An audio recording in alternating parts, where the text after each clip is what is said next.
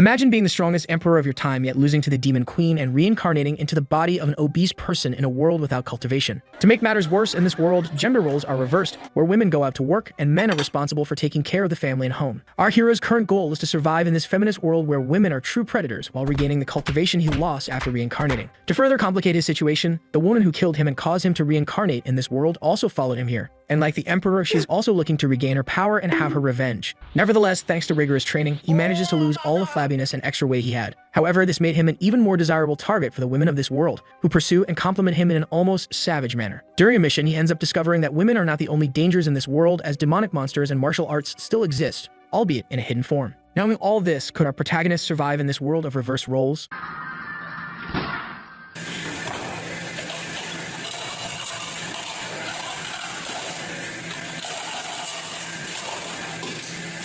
The story begins with our protagonist seeing a news article on the internet stating that the daddy gun style, according to some users, is ruining male mentality, and that in the past, women were considered intelligent and capable of reaching the heavens, but this style is tearing down that image. While reading all this nonsense on the internet, our hero wonders exactly where he is reincarnated. It has been 2 days since he arrived in this new world, and he still hasn't gotten used to the heavy body. Before coming to this world, he was the emperor of his generation. Every time he visits a news site, he only finds reports of robberies. In that world, there were no cultivators, just a modern world where the concepts of men and women were inverted. The power of that demon he had fought was so immense that they lost their bodies, but he survived by sheer luck. It was a miracle that his spirit managed to travel to another world and find a recently dead body to reincarnate into. Speaking of which, his name seemed to be Lin Mo. In his memories, he was a rich kid who studied at a first-class private school. Lin had no idea if that demon had also come back to life, but either way, before recovering his strength, he needed to live as Lin Mo. For that reason, even an emperor needed to go to school. Getting dressed, the young man left his room. Looking around, he assumed that his family wasn't bad at all. Even so, the house was smaller than his last fish tank. In his memories, it seemed that his parents died in an accident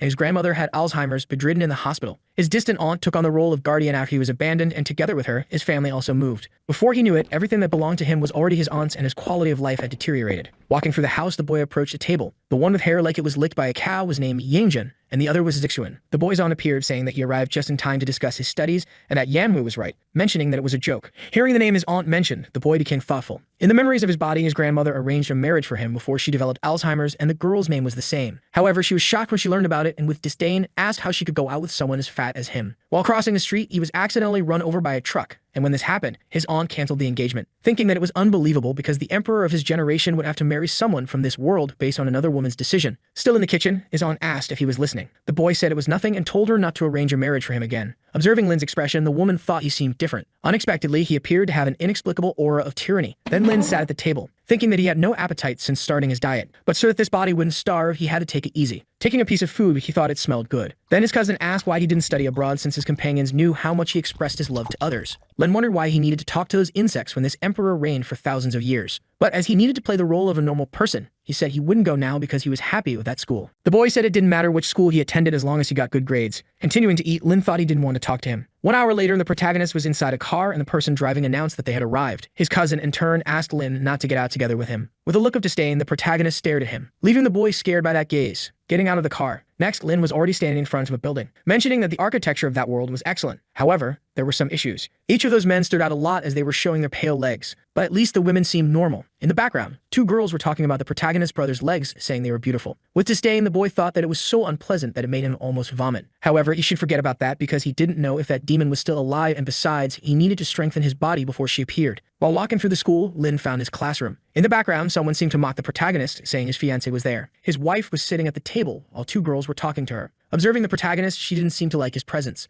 Lin thinks it was amazing how mortals could be so unbearable. The boy heads towards his desk, leaving Yanhu confused. While sitting, he wonders how he could resume his cultivation somehow. Someone grabs his shoulder, saying he should believe when he said he couldn't like her. Reality wasn't the same as on TV, mentioning that she seemed mature but should be deceived by the things she said. Remembering the girl, Lin thinks she should be that body's classmate. Continuing to speak, the girl questions how she could like a second-class person. Seeing Lin still silent, she supposes she had said too much, saying he still had a chance with Yanhui, who might like him if he lost some weight. Then the protagonist asks her to say what she wanted to say. The girl asks how he knew she was plotting something, and Lin mentions that she wasn't that kind to act that way. Then the girl really wanted to ask a favor, asking him to play a game with her, saying that wouldn't take long, and as a reward, she would introduce him to a girl more beautiful than Yanhui. There was a mountain that couldn't be reached alone, but she had contacts to help climb directly, so she was thinking of going during the summer, mentioning that the place was impressive at night and he would regret it if he refused to go there. Lin thinks of a rumor that high mountains attract spiritual energy, and that mountain was the closest to that region, so there was a high chance it had energy at the top. Also, it was a great opportunity for that body to lose weight by climbing the mountain. Accepting the proposal, he mentions he wasn't good at games, making her happy. The girl says there would be a match against an idiot from class 3 who loves pretending to be good, so after class,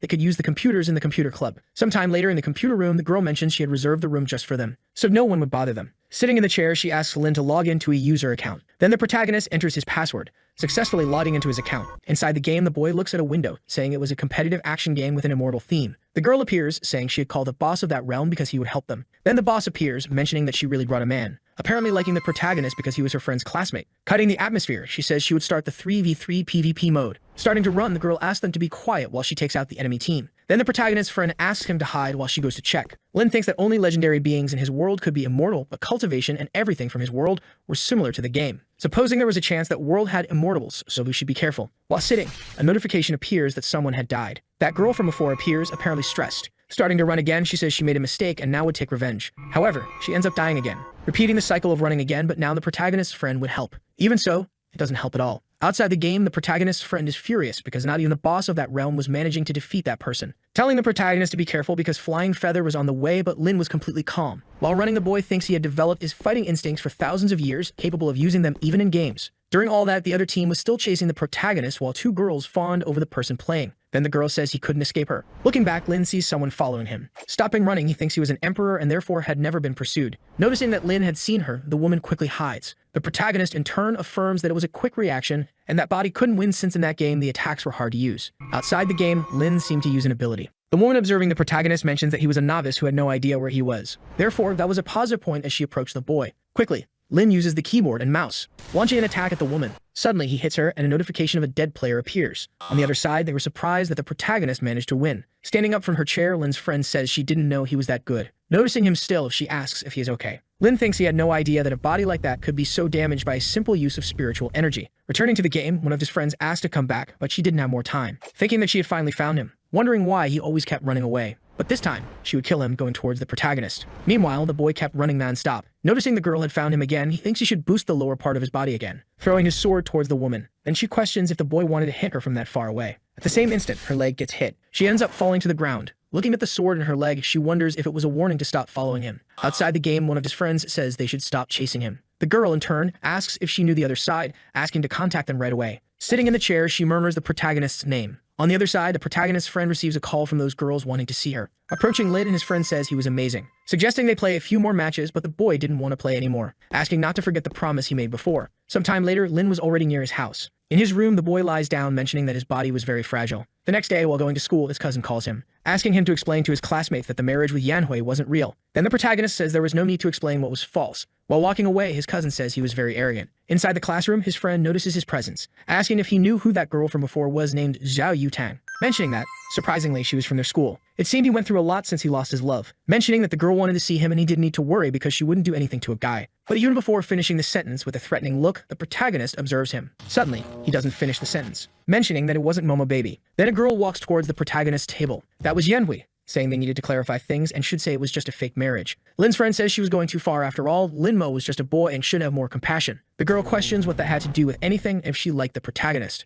Entering the conversation, the boy says that whether it was true or false, there was no possibility of him being with a girl, asking her to leave. Yanhui says he was being very arrogant and didn't know how much it bothered her, so he should never say he was going to marry again. In the background, the boy says Lin was very strong because he hadn't cried until now, and the other guy says that if it were him, he would leave the school immediately. Then someone enters the room. That was the girl who had lost before, accompanied by two more people. In the background, people mentioned that was Zhao Yutang. Rumors said she caused a lot of trouble, and everyone who got involved with her left the school. Approaching Lin, the girl calls the protagonist. Apparently, Yanhui was her sister, asking if she wanted something. Then the girl calls Momo Baby, which was the protagonist's profile name in the game, asking him to follow her. Meanwhile, Lin, irritated, remains seated in the chair, thinking that he was an emperor and not Momo Baby. In the background, those two boys ask how he got close to Yutang and why she was calling him Momo Baby. His friend, in turn, apologizes because the girl wanted to play with the protagonist alone. He just needed to go out with her, and then he could do whatever he wanted. Leaving the room, Lin murmurs that those people were very annoying. At the door of his class, Yutang waited for him, thinking she didn't expect that Momo Baby was a man instead of a woman, stating that it was fun because in the past women fought with combat skirts, but now it has become a norm for them. Then she starts asking Lin several questions, wondering if he was the one who defeated her in that game. She orders him to find her after class as she wanted to duel with him alone. But Lin says he didn't play that game and had only won by luck, saying he was going back to class. Irritated, Yutang wonders if the boy didn't know who she was. Then the other girl affirms that it was not surprising Lin wasn't afraid of her since he had no love left in his heart because he had been abandoned. Yutang, in turn, gives the order for her to bring the boy at noon. Returning to the classroom, a group of boys ask what Yutang had said to him. His friend says the girl had been attracted to the protagonist and just wanted to play with him alone, telling him not to worry because she would take him to Wushu Mountain on the weekend and also arrange some girls.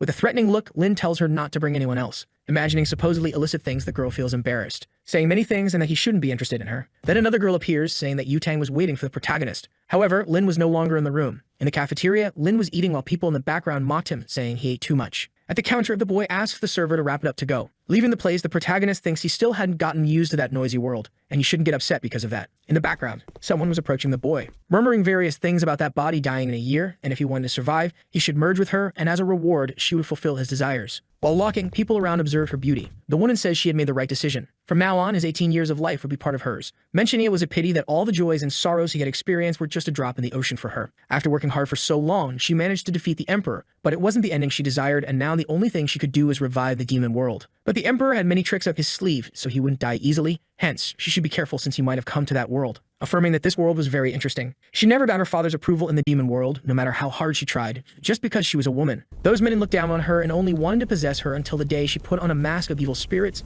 killing them so they would fear her. However, in that place, men are at a disadvantage and cultivation wasn't bad despite the spiritual power being scarce. Moreover, she was beautiful to the point that men followed her, but it had been a while since that fat boy was after her, and as a woman, it was good to be direct. Looking back, their eyes meet. The girl, in turn, asks him to stop following her because there would be nothing between them. However, our boy walks past her, ignoring the poor girl. Embarrassed, the girl thinks she should regain her strength before leaving that world, mentioning that the boys in that world were very shy, so Lin must have been embarrassed, refusing to admit he was following her. Therefore, he hadn't said anything to avoid embarrassment. Returning to the protagonist, he was apparently annoyed, wondering why that girl was following him. Noticing Lin was heading to the rooftop, she thinks he should find another place to be alone, but remembers that normal students never went there. People in that world are spiritually and physically weak, questioning if Lin was going to jump off the rooftop. However, that wasn't her business. Still, she remained bothered, remembering that the friend of the original owner of her body had also jumped off a building. Heading towards the rooftop, she thinks she would fulfill the will of that body. Arriving at the top of the building, she sees the protagonist at the edge of the rooftop. Then she tries to use an ability to immobilize him. However, she had forgotten she had no spiritual power. Meanwhile, Lin calmly thinks that it was quite cold up there, so it would be better to go down for lunch. Then the girl appears, asking the protagonist to wait. While grabbing his belly, Lin asks what she was doing.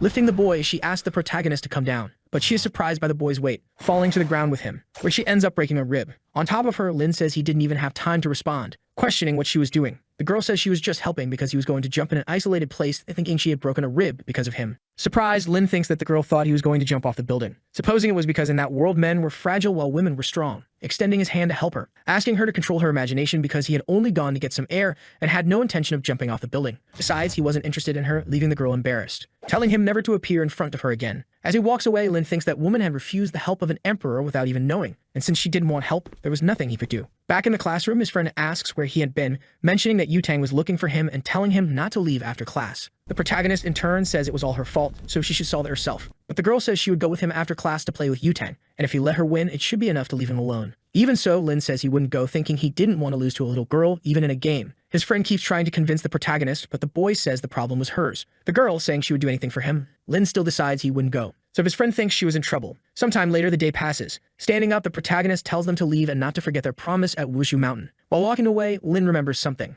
recalling that he had fallen on top of that girl, wondering if she was okay. The human body is very fragile, so she probably ended up breaking some ribs. Since human lives in that world were precious, he could end up being arrested, which would cause a huge problem. Looking for the girl, Lin thinks he should check on her. Meanwhile, she was still on the rooftop, stating that that body was very weak and couldn't get up. Besides, it was very windy, and she was hungry, thinking about shouting for help but wouldn't do it, even if she died. She didn't expect that could happen. An invincible demon who defeated the emperor was taken down by a fat boy. Then someone approaches the girl. Noticing it was Lin, the girl asks why he came back. Kneeling down, the protagonist observes her, thinking she didn't look well. Then he places his hand on her back, saying she had broken some ribs, mentioning she was very weak and needed to exercise, but the girl says it happened because of him. While Lin takes off his coat, the Empress, embarrassed, asks what the protagonist was going to do. Covering her, the boy mentions it was windy on the rooftop, asking her to wear his coat. Making a call, he says he would call an ambulance, but the Empress says she didn't need his jacket. The protagonist already knew she didn't want to wear his jacket because he was fat, but she remembered that her body was fragile and could take it off when the ambulance arrived. However, for the girl, it wasn't for that reason. She didn't expect the protagonist to be so kind. This world has a standard of beauty for men, thinking she didn't know why Lin helped her, but would keep an eye on him anyway. Sometime later, the ambulance arrives. While the Empress is on the stretcher, two girls notice the commotion. Embarrassed, the girl thinks she would never forget that day. At night, the protagonist was already near his house.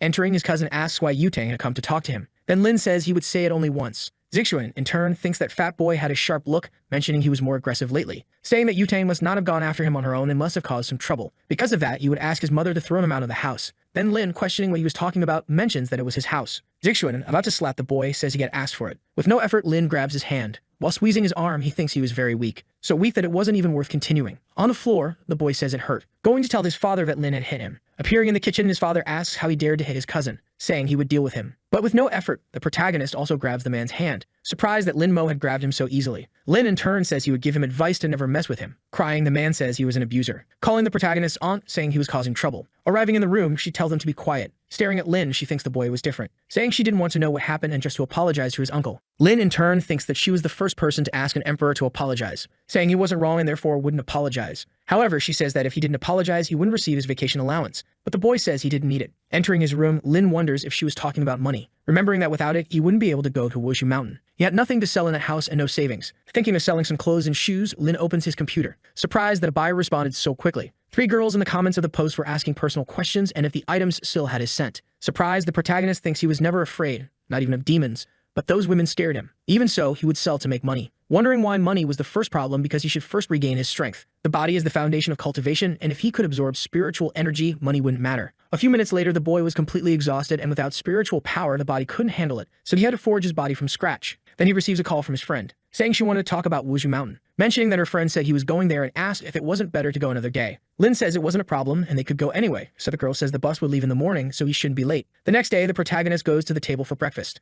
Zixuan asks why he woke up early and if Yanhui hadn't asked to go out with him. But the boy remains silent. His cousin, in his thoughts, wonders why he wasn't responding and if he was planning something, saying he could continue eating like a beggar because his bus had arrived. Near the bus, Yanhui calls the boy, saying she was scared so they should get on quickly. Inside the bus, she says Lin has been different since she rejected him, mentioning that last night he pushed Zixuan while arguing with his father. Yanhui, in turn, says she always knew it wasn't a good idea to take Lin to Wushu Mountain, affirming that he was also going, and the other girl says he looks like a whale pacifier, so he wouldn't be able to climb. Then the protagonist's friend appears, saying they were in the same class and shouldn't talk about him like that. The girl thinks she didn't expect Lin to come, but he wasn't afraid of Yanhui, so she would stay with him so he wouldn't feel alone. Then Lin appears on the bus. While going to his seat, Yanhui stops the protagonist, asking why he pushed Zixuan. Interfering in the matter, the protagonist's friend says it must be a misunderstanding because Lin was a calm person, calling the boy to the front of the bus because it had a beautiful view. At the front of the bus, she asks the driver to stop at the next stop to pick up another person. The protagonist, in turn, hopes that when they reach Wushu Mountain, he wouldn't be disappointed. Looking to the side, he notices a girl riding a motorcycle, stopping the motorcycle in front of the bus. Suddenly, the bus is forced to brake. Removing the helmet, it was Yutang. The protagonist's friend gets nervous, fearing she stopped the bus to go after Lin Mo. Leaving her seat, she says she would talk to her. Questioning what she was doing there, Yutang says she was looking for that fat boy.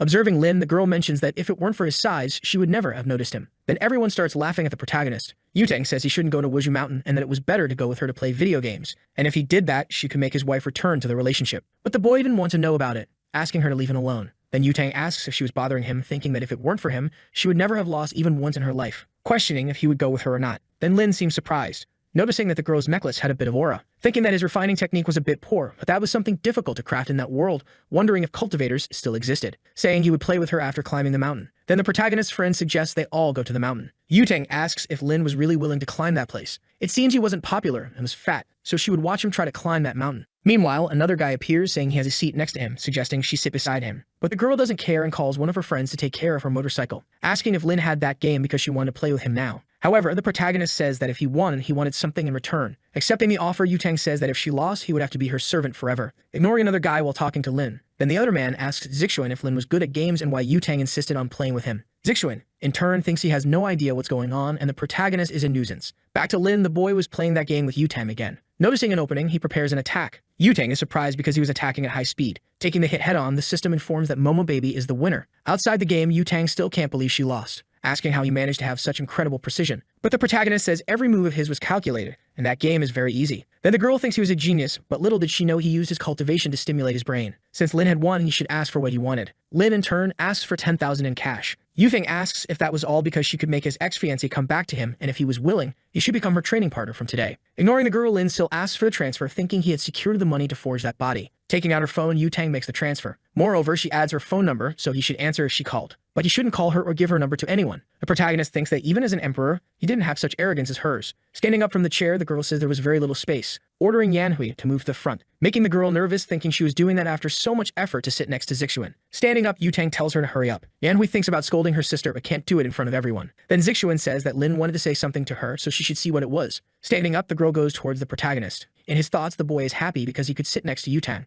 Trying to introduce himself to the girl, Zixuan only gets a sharp rebuke from Yu-Tang, telling him to shut up, thinking that if she knew that boy was so insufferable and wore so much perfume, she would have preferred to sit with the protagonist. Arriving at Wuzhu Mountain, the students are surprised by how high the place is. Then the protagonist's friend tells everyone to follow her and not lag behind. Half an hour later, Lin Mo, observing those boys, thinks they were much worse off than he was. When he managed to recover his powers, he would punish them every day for centuries. The protagonist's friend, noticing that no one was there to help him, thinks she couldn't assist him because if someone saw her with him, she might get strange looks. 20 minutes later, Lin Mo was still climbing the mountain, thinking he couldn't go any further because he had the least endurance in the group. Those boys seemed delicate, but were actually quite fit. Noticing that Lin couldn't continue, his friend thinks that since she brought him to that place, she should help him. Asking if the boy needed help, but Lin Mo says she could go on her way, because he could still continue, thinking that this exhaustion was nothing compared to the things he went through in his previous life. The protagonist's friend wonders why he was making such an effort for that, saying she would go ahead, and if he couldn't climb anymore, he could let her know. People in the background are surprised because the protagonist had already climbed halfway. The other boys, already exhausted, couldn't continue. While thinking about giving up, Lin Mo, determined, continues to climb.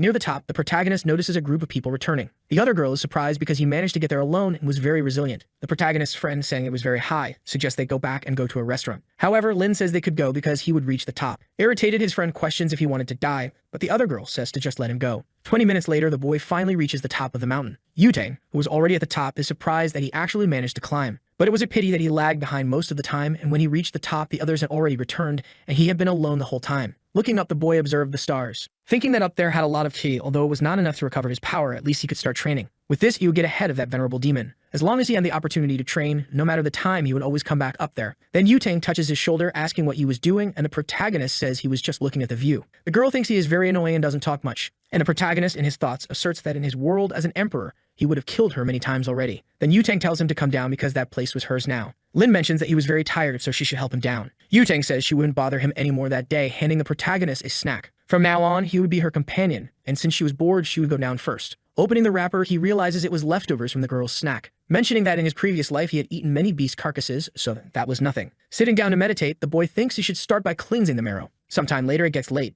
The protagonist's friend, on the phone with him, asks if the boy really wasn't coming back. Lin Mo says that place was pleasant, so he would stay during the holidays. Fiddling with his phone, he thinks he should notify his aunt. Calling her without any ceremony, he already informs her that he would be away for a few days during the holidays. Ending the call, the receptionist asks what he could do for the protagonist. Then the young man asks how much an individual room costs for 2 months, and the man says it was 8,000 yen. Thus, Lin Mo continued his training during the holidays, day after day, climbing the mountain non-stop. The training was rigorous, but the fruits would be worth it. Then 2 months pass, and the protagonist's friend says she was arriving and if his bags were ready. Thinking that she couldn't talk to him during the holidays, and because of that, Yu-Tang was always bothering her. So she had to take him to Yu-Tang no matter the circumstances. Meanwhile, Lin Mo looks at himself in the mirror, thinking that after 2 months, the spiritual energy in his body was still weak. Appearing like a complete Giga Chad, he says he should still continue being a mediocre student. Sometime later, the protagonist's friend says she finally managed to find him. But when she looks at the boy, she is surprised by his beauty, supposing she had mistaken the room. Imagining having a family with that man. With a remorseful look, the protagonist notices the girl staring at him. Embarrassed, she starts to leave, thinking the protagonist must think she was a pervert. Then Lin asks where she was going because she wasn't mistaken. The girl, in turn,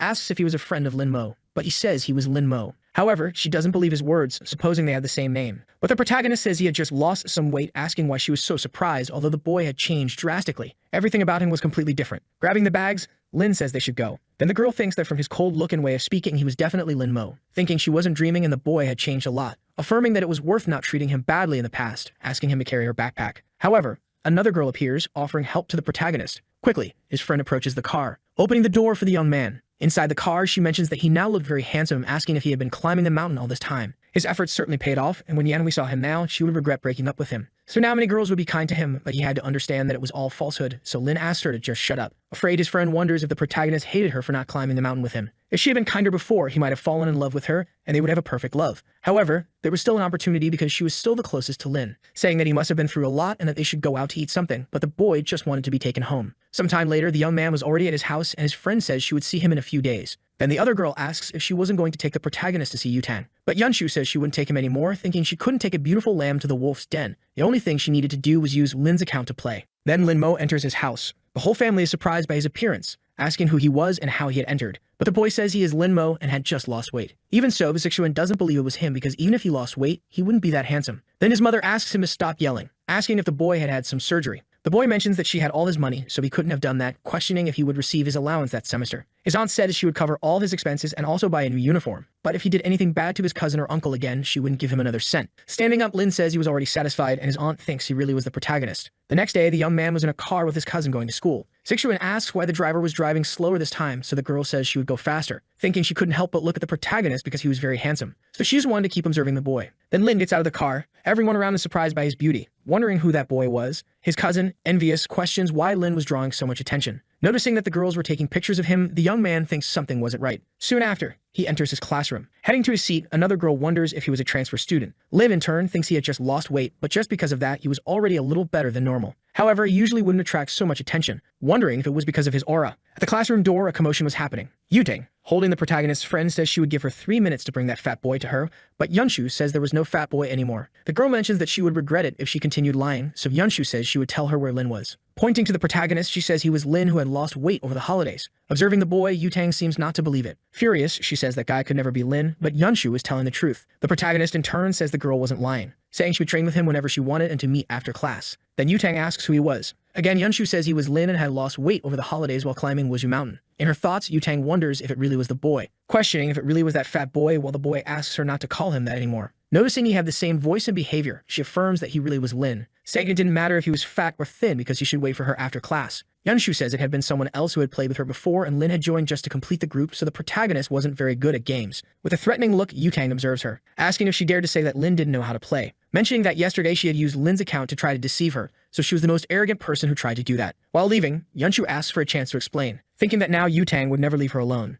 Two girls appear, asking how she knew it was Lin. Even if it was the boy, he couldn't have become so handsome, so he must have had some surgery. Then the teacher appears, asking everyone to take their seats because class was about to start, saying she was curious to know how their holidays were. However, she ends up being surprised, asking who that student in the back was. Yunshu, raising her hand, says it was Lin who had lost weight during the holidays. Surprised, the teacher says he had changed a lot and must have worked hard to achieve it, asking if the boy wanted to sit at the front that semester. Quickly, a girl responds no, mentioning that Yunshu had promised they would change places with her. Another says she had grown a lot during the holidays, so she should also go to the back. Yunshu thinks they were trying to take her seat but wouldn't let that happen. The teacher, asking them to stop arguing, says the first person to change places would be Yunshu. While two girls remove her from her seat, the protagonist's friend pleads to let her stay in her seat. Another guy asks Zixuan if Lin had had surgery to become so handsome, and the boy responds that there was no other way than that. The teacher says the odd numbers would stay in the same position and the evens would change with the adjacent ones, saying that Li Jiang would sit with Lin. The other girl asks if Jiang was really going to sit with the protagonist, then the girl says it's okay because she couldn't let Yunshu have him for herself. Looking at his classmate beside him, the young man notices that he was a bit chubby and quiet, so there would be no one to bother him. Yunshu, standing at the front, cries for losing her seat. Then Lin Mo stands up from his seat. A group of girls start flattering the young man, saying they would be exhausted if they had to climb the mountain every day, and another asks if he could give some advice to her brother. Yunshu thinks they are all fake because when Lin was fat, no one talked to him, saying that unlike them, she never treated the protagonist badly when they first met. Lin coldly asks them to get out of his way. Quickly, the girls make room. Another girl says that the protagonist looks very handsome with that attitude. Noticing Zixuan getting stressed, the girl mentions that he was jealous, but it wouldn't help because they preferred Lin. Back to the protagonist, the young man was in the cafeteria. A girl waves at him, saying he could sit in her place because she had to leave, but Lin declines the offer, thinking he wasn't sure if it was safe near those mortals, mentioning that the eyes of those women were nothing less than deceitful. In the background, Yanhui questions if it was really the protagonist. Zixuan asks if she regretted breaking up with him now that he was handsome, and the girl responds that she wasn't that superficial. Another girl appears, saying she wanted to go after Lin Mo, asking if she could help her, mentioning that it didn't matter if he had surgery or not because she always liked him for his personality. Then Yanhui calls her a hypocrite. Hearing what she said, she thinks hypocrisy was thinking that was surgery, and if she could get those beautiful legs of Lin's, she wouldn't care if they were fake or not, saying she would go after the boy alone. Meanwhile, Lin Mo was walking through the school. Then Yanhui appears, saying she was there to apologize for everything, mentioning that it had been sudden for her, and she still didn't want to get married. Accepting the apology, the protagonist walks away. Asking Lin to wait, the young man questions if she had more to say, affirming that she really felt sorry for everything she had said. Lin continues to walk, making Yanhui wonder why he was so cold, supposing she might have been the reason he changed so much. Outside the school, Lin Mo hopes no one is on the rooftop. While walking, he encounters the girl whose ribs he had broken, wondering if she wanted to steal his spot on the rooftop again. Looking back, the girl notices that Lin has been following her for some time, mentioning that he looked like the protagonist, but that man was more handsome. Then Lin walks past the girl, feeling relieved because she thought the young man would talk to her. questioning if he was also going to the rooftop. Catching up with the boy, she notices he was climbing the stairs. Quickly passing him, she heads to the front. Noticing that the girl was in a hurry, he wonders if she really wanted to steal his spot, questioning how a mere mortal wanted to do that. Their eyes meet and each perceives the other's intention. Quickly, they start running to secure their places. The girl thinks the protagonist was very annoying, questioning if he shouldn't behave like a gentleman. Also, how could he run so fast, mentioning that she wanted to give him an advantage, but if she lost, it would be a disgrace for the women of that world. Meanwhile, a girl watches the commotion. Back to the two, the girl asks why Lin was running, and the young man asks the same of her. Then she questions why he wasn't running after her, but the young man says he would never do that. Irritated, the woman says not to talk to her like that. A boy like him who didn't care about ladies could never get married. Lin Mo wonders how an emperor could think about marriage, a man of high status from a generation of great emperors, responding that she wasn't kind either because she was fighting just for the rooftop. Arriving at the rooftop door, they block the entrance. Suddenly, they start fighting to see who gets there first. Lin, in turn, thinks he would have to use brute force to clear his path, which ends up with him grabbing the girl's chest. She ends up feeling embarrassed. The protagonist, also embarrassed, feels that sensation, quickly reaching the rooftop first, saying that from now on, that place belonged to him. The girl questions how he dared to do that and if he knew who she was, mentioning that just now he had done that. Saying he had touched her, the protagonist approaches her, giving a slap to the poor girl, affirming that she had touched him first, thinking that he almost forgot that men in that world were fragile and couldn't act carelessly. Then the girl calls the protagonist shameless. Taking out his phone, Lin says if she didn't leave, he would call the police. The girl, in turn, says she was already getting angry. Recording the woman, the young man asks her to say what she had said before, but then she seems to remember something, recalling that women who hit men in that world were despised, and if she were caught doing that, she wouldn't be able to attend that school anymore. Thinking that he had taken advantage of that to hit her, even if he said it to someone, it was certain that the one who would be believed was the protagonist, saying that this time he would leave but next time he wouldn't lose, claiming that it was very complicated to deal with men. Lin thinks she was happy to have gotten out of that situation, mentioning that the girl was very annoying. Remembering that there was an update on the news from this morning, she grabs her phone. Looking at the news, she ends up surprised. The news reported numerous chickens on a farm that were suspected of being infected with a virus, which ended up turning them into dried corpses. Observing that chicken, Lin Mo seems to recognize it, remembering that the demon from before had a sword that would suck any creature that touched it down to the bones. But in her final battle, that sword had exploded and then her own sword also exploded, trying to protect her, sending her to that world. Wondering if that demon was really dead. Since to become immortal, Lin had to follow the path of heaven, but in exchange she only had to kill people to gain her power. That's why she needed to investigate what was happening. Sometime later, it was already sunset. As Lin was leaving, the girls were still fawning over the protagonist. Yunshun appears, saying she would accompany him to Yutang's house, but Lin Mo says it's not necessary. Even so, the girl insists on going, mentioning that Yutang and her sister were very dangerous. She tells the story of a time when a boy was tricked by his classmates and ended up with a tragic fate. However, the boy thinks he doesn't want to go to that place, asking Yunshun not to get too close to him, but the girl says he's interpreting things wrong. Entering, she's surprised to ask if he wouldn't see Yutang again, and the boy says he has more important things to do. Yunshu questions if he didn't know that she had been looking for him all summer, and the young man says they would discuss that later. The girl, in turn, asks him not to worry because she would explain everything to Yutang the next day, remembering that if she helped him, Lin might end up thanking her. Meanwhile, the young man was in a car, thinking that the farm was outside the city, and if that demon was there, he would eliminate her even if it damaged his soul. Sometime later, Lin Mo arrives at the location, thinking that he still had little soul left, but it would be necessary to use it. He apparently starts to use some magic. Looking at a house, he notices demonic Kai, thinking that it was extremely strong, assuming that demon had really survived. Looking to the side, he notices someone approaching. A person says they had seen the protagonist from afar. Taking off a helmet, it was Yutang asking what he was doing in the middle of nowhere. Lin, for his part, wonders how she got there, thinking it couldn't be a coincidence meeting in the middle of nowhere. She says she called a taxi to take her home, but on the way, she realized it was taking her out of the city, so she decided to get out of the car. Irritated, the girl asks if he still thinks he's that ugly fat guy from before. Now that he's handsome, he'll meet plenty of girls who only think with their lower brains. Mentioning that handsome young men are the main targets when it comes to trafficking, she says he shouldn't forget to warn someone when he gets into trouble. Asking him to hold her helmet, she says she's going to call the police, asking if he remembers the car's license plate, but the boy replies that he doesn't. Then the girl says she's going to deliver some messages and will be right back. Lin, for his part, thinks that Yutang was just immortal, but could also track demonic energy. Then he realizes she has returned. Mentioning that losing weight was causing her problems, she asks him to hand over her helmet. Putting it on her head, she says she didn't want to get into trouble. However, she feels embarrassed, thinking that the boy was more handsome than those motorcyclists on the internet.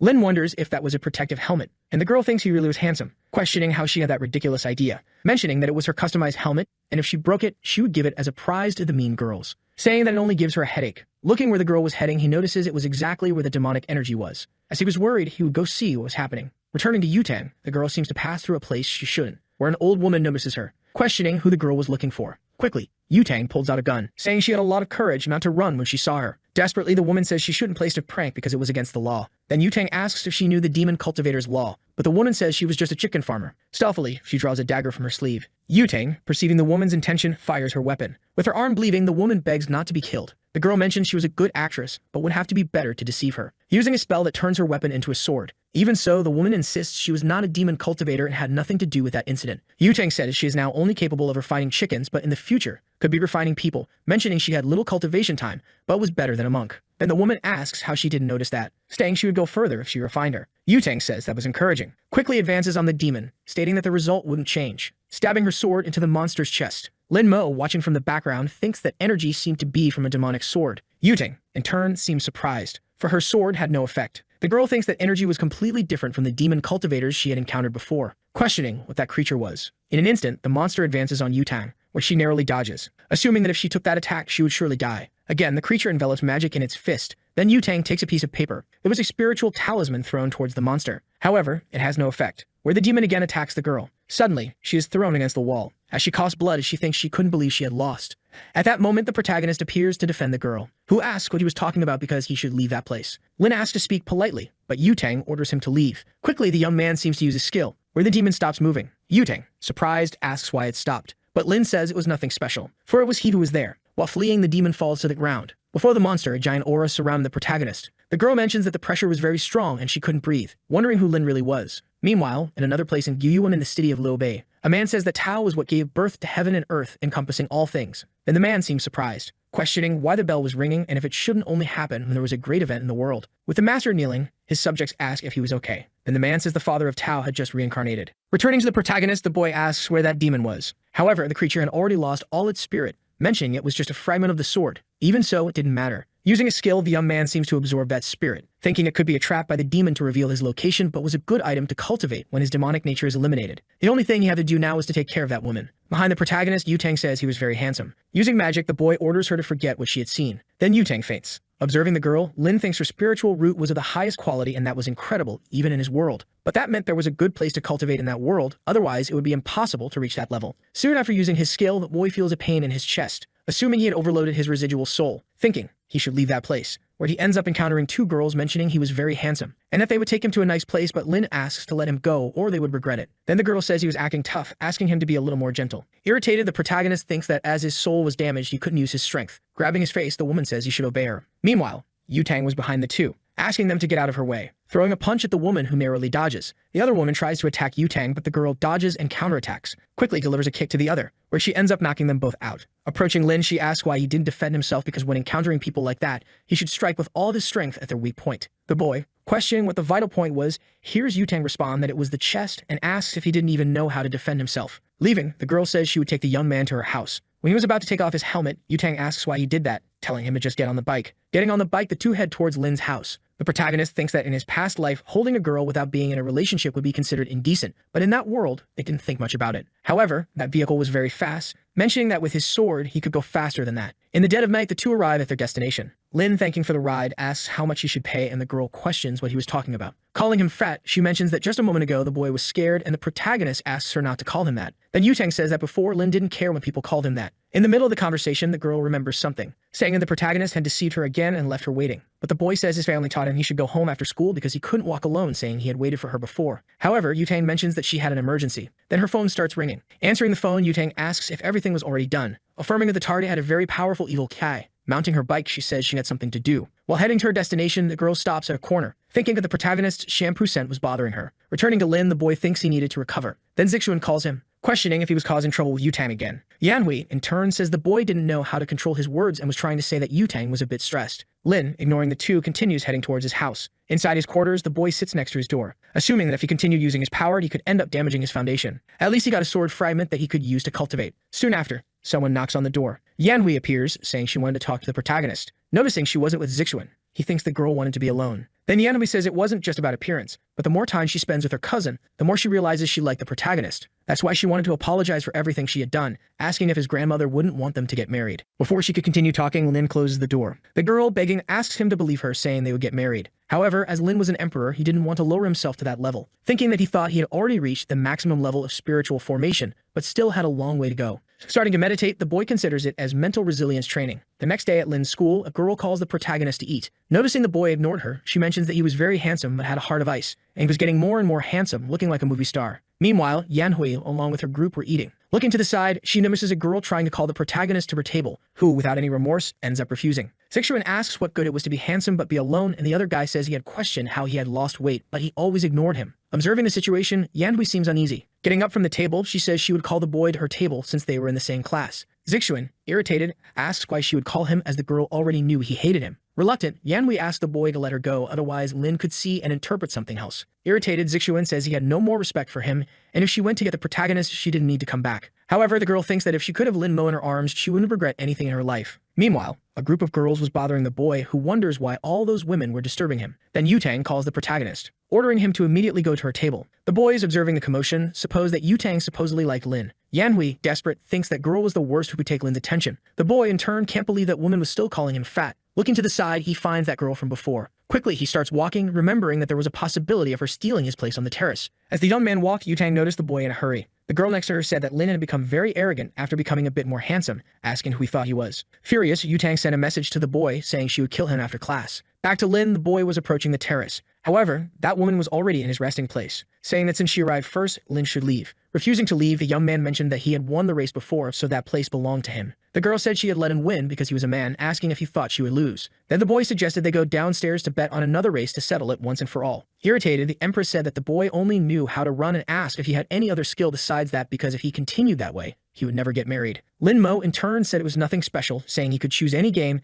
and he would beat her in any of them. With a sly smile, the girl seemed to be planning something. Grabbing a cup of pieces, she said they would play that game. Observing that in the girl's hand, Lin wondered if it could be what he was thinking. Then the Empress asked if he knew how to play that game and said that if he won, besides leaving the terrace, he could ask for anything. Sitting on the floor, the boy mentioned that he wouldn't be able to fulfill any of her wishes even if he tried. Convinced, the girl thought she had spent thousands of years playing that game, and her skills were of another level. Little did she know that the protagonist had also spent many years playing that game, known as one of the best in his world. About to start the game, the two stare at each other. In the middle of the match, both sides were completely focused. Realizing he still hadn't won, Lin wondered if that woman was a reincarnation of a player of that game. Sometime later, the match continued until sunset. The girl, observing the situation, realized the match was uncertain, and if she wasn't careful, she could lose. The boy said that if she didn't know what to do, she should give up. However, the Empress mentioned that classes were over, so he should feel proud to have reached that point and therefore should go home. Right after, Lin's phone started ringing. Thinking he could never give up and would only leave that place with a victory. The girl, in turn, couldn't stand the noise of that phone anymore. Taking a picture of the board, she mentioned they could continue the match the next day. However, when she was about to get up, she felt a shock in her leg from sitting for so long, where she unintentionally fell on top of the protagonist.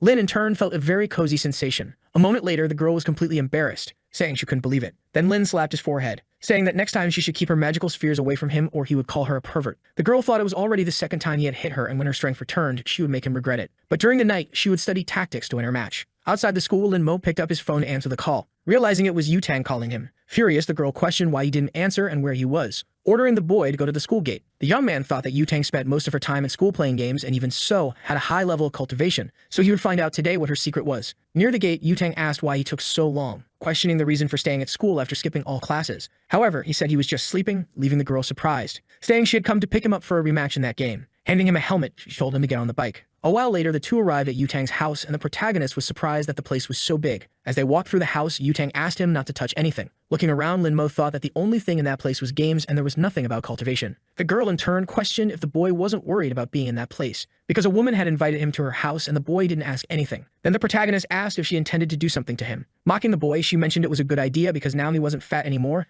and it wouldn't be a bad idea. Without any compassion, the boy struck her in the belly, ordering her not to touch him. Seeing the damage he had done, the young man thought he didn't know that martial art was so good because it could knock out a cultivator in seconds. Getting up, Yutang said she was just kidding, but the protagonist said he didn't like that. Irritated, the woman announces that they will play more than 300 rounds, thinking she would defeat the boy and make him pay for everything he had done. Sometime later in the game, Lin Mo wins a round against the girl. Then he wins 2 more times. That cycle continued countless times without a single victory for the girl. With her head down, Yutang realizes she is losing 47-0. Standing up, the boy mentions he needs to go. Stealthily, he seems to place something under her table. Asking for one more game, Yutang says he could stay at her house, but the young man says they will continue another day. Saying she would take him to his house, Lin Mo responds that he will take a taxi. The thing the protagonist had placed under the table starts to fall. Seeming to come to life, it begins to move. Meanwhile, in some building, Yanhui in her room was thoughtful about Lin skipping afternoon classes, wondering where the boy had gone. Then she receives a call. Someone asks her to check the group messages because something unbelievable had happened. Looking at the messages on her phone, she sees a photo of the protagonist with Yutang. Irritated, the girl starts knocking everything off her desk, questioning how she dared take her Lin Mo to her house, wishing that woman would have a motorcycle accident. However, cursing her wouldn't help anything. Then a purple crystal asks if she wanted revenge. Looking around the room, she asks who was there, asking them to show themselves. However, the crystal says its identity is irrelevant. Then a malicious face appears, saying it could do whatever she wanted. Yanhui, in turn, asks if that monster was a witch from those novels. Embarrassed, that creature thinks the woman had nothing in place of her brain, saying it was the #1 divine sword of the immortal world that ended up shattering, and if she helped it recover, it would make her immortal. Without even thinking, Yanhui accepts the proposal, asking for help to become immortal. At that moment, that creature seems to cast a spell on the girl. A purple crystal appears on Yanhui's forehead, and the monster orders her to open her mind, letting it merge into her body. Asking why she didn't feel any power, the spirit questions what she desired. Suddenly, the girl asks to be taught hypnosis, and the monster mentions there were countless skills like that. In her thoughts, Yanhui supposes that with that skill, Lin Mo would be entirely hers. Meanwhile, the protagonist is riding in a taxi, thinking he couldn't use his powers recklessly and that Yutang should reveal her secrets. Quickly, the boy seems to make a hand signal. At Yutang's house, that doll received his signal. Observing the girl, he notices she is playing, questioning if Yutang was a fake cultivator, wondering how she reached that level. Furious, Yutang can't believe she lost to a stinky fat boy. Lin Mo, in turn, gets irritated with the girl's words, mentioning that now he will crush her in all games. Then Yutang remembers she has something to do. Watching her leave the room, Limo wonders where the girl was going. In the room, Yutang is changing clothes. Putting on a suit, she says that it will work. Opening a closet, there are numerous combat weapons. The protagonist thinks that even if all that was of low quality, they were still hard to get in this world. Starting to run, the doll jumps onto the girl's clothes, thinking that this time he would discover her secrets. Sometime later, Yutang arrives at building, thinking she should find out what shampoo the protagonist used because it was very fragrant. Inside that building, the girl approaches a door. Meanwhile, someone says they should raise their glasses to celebrate the newlyweds. In that place, a wedding was taking place, and the woman mentions that the bride will give a speech. Taking the microphone, the woman thanks all the people who came despite their busy schedules. Meanwhile, Yutang sits in her place, thinking that now she just had to wait for everything to end. After a while, the other woman declares that the wedding ceremony between Lin Yu and Xiuxiu is over, and now the party could begin. Returning to the two newlyweds, his wife asks if he was very tired, but the man asks her not to worry because he just needed to change clothes and drink something. While they were talking, someone approaches the two lovebirds. It was Yutang standing in front of them. Seeing who it was, the boy becomes desperate.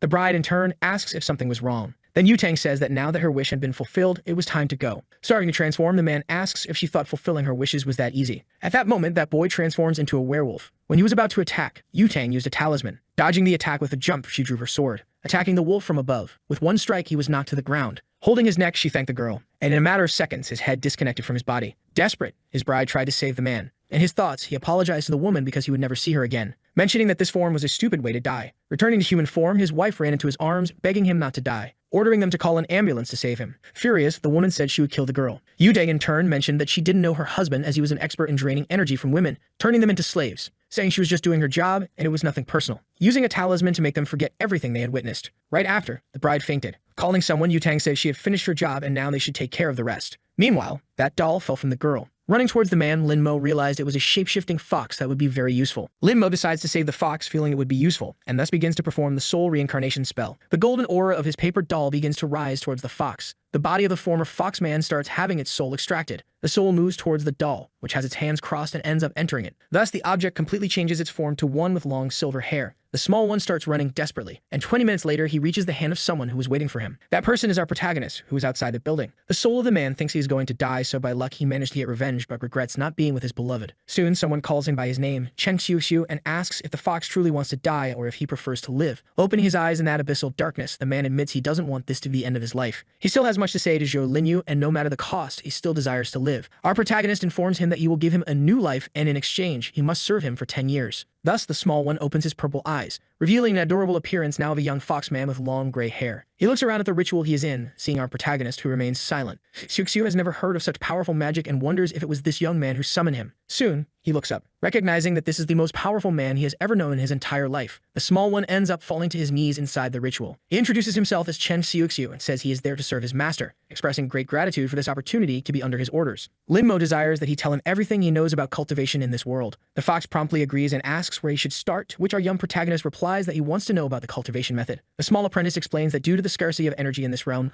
cultivators travel to other secret realms. They are completely limited because all are controlled by powerful clans and families. He then reaffirms that even an ordinary practitioner would not be able to join a sect without connections or background. Everyone is taken in by the clans, but only to be used as furnaces and eventually destroyed for cultivation. Our protagonist realizes that this has become an evil cultivation practice, which the small one confirms, stating that this logically happened due to the lack of energy. And logically, the cultivator community has always hunted down the users of these evil sources. Our protagonist asks if they resemble the cultivator Zhao Yutang. With a brief smile, the fox confirms and then says that this girl is not only the most talented, but also from the Zhao family, one of the 3 great families. The other one questions whether there is an immortal realm, to which the small one says he does not know. Quickly, the young man shouts and asks to visit his beloved during these 10 years of service, to which the protagonist agrees but instructs him never to reveal himself. Completely proud, he never imagined he would find such a generous master and accepts that it is very easy to please the immortals. But the next day, he ends up being impressed while inside a backpack. He realizes that his master is actually someone completely unexpected, being an ordinary high school student, but he then thinks that he must be some sort of boss of that place. The fox thinks that our protagonist is incredibly popular and that all the women are staring at him. Assuming that our hero is the ultimate person, he thinks that if he were a woman, he would also be hitting on our protagonist. But completely clueless, he wonders what the young man has in mind since he can't go a minute without thinking about illicit things. Soon, our protagonist arrives at his seat, but he notices something strange. Some snacks are there underneath. Lin-mo wonders if it's from that annoying friend of his named Song Yunshu. His ex Yan-hui approaches, saying she remembered his favorite snacks and bought them for him, and Lin-mo can't believe it was her. The cousin of our boy approaches, asking what she is doing and becomes extremely angry. She claims that our hero is her fiancé and that it's normal to pamper him a little,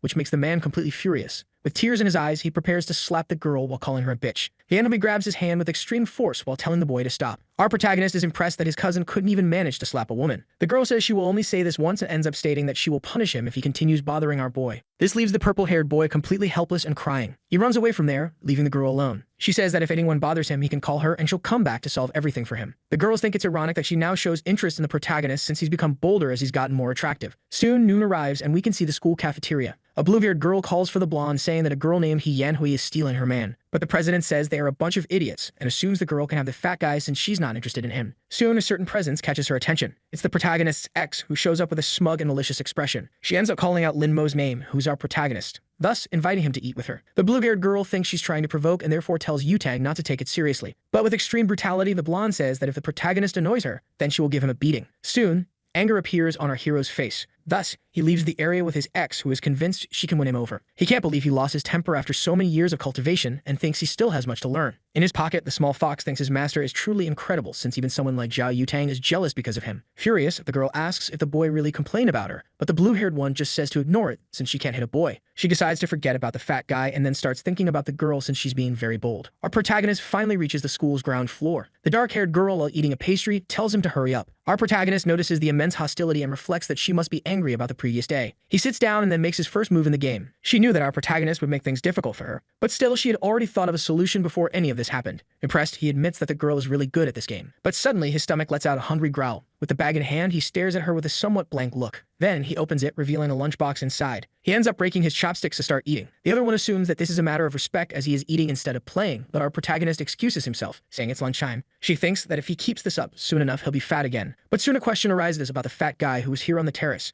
Our protagonist says he has never seen anyone of that profile around. Angry, she admits that just thinking about that boy makes her ribs ache because of his weight. But her expression quickly changes to surprise when she sees something on her phone. It's a picture of our protagonist being posted in the girls' group, thus realizing that our protagonist was, in fact, the fat guy she had known before. With red eyes, she says she asked a question, recalling and showing the protagonist's picture, questioning if he truly doesn't know this person from the phone. With extreme shamelessness, the protagonist says he has never seen someone so fat, to which the girl gets irritated, saying Lin-mo is a terrible liar. But she understands that he doesn't want to talk about the past, so she says he doesn't need to worry since she didn't ask for that reason. Soon, she starts rummaging through her bag, revealing that she washed his blazer, though thinking it might not fit him anymore given his current physique. A light appears in his eyes, perplexed by this gesture. Soon, he collects the garment while remaining completely stunned. Quickly, the young woman stands up, accepting it as a tie and saying that he is really good at the game. Our protagonist states that few people are his equal, but she was one of the few who managed to surprise him. The girl states that from now on their fight is over, but ending it this way leaves the protagonist in silence. Quickly and with conviction, he ends up calling her, saying it would be better to have a best of three and decide a winner. With a cheerful smile, she accepts his proposal and then reveals her name as Han Xinyi.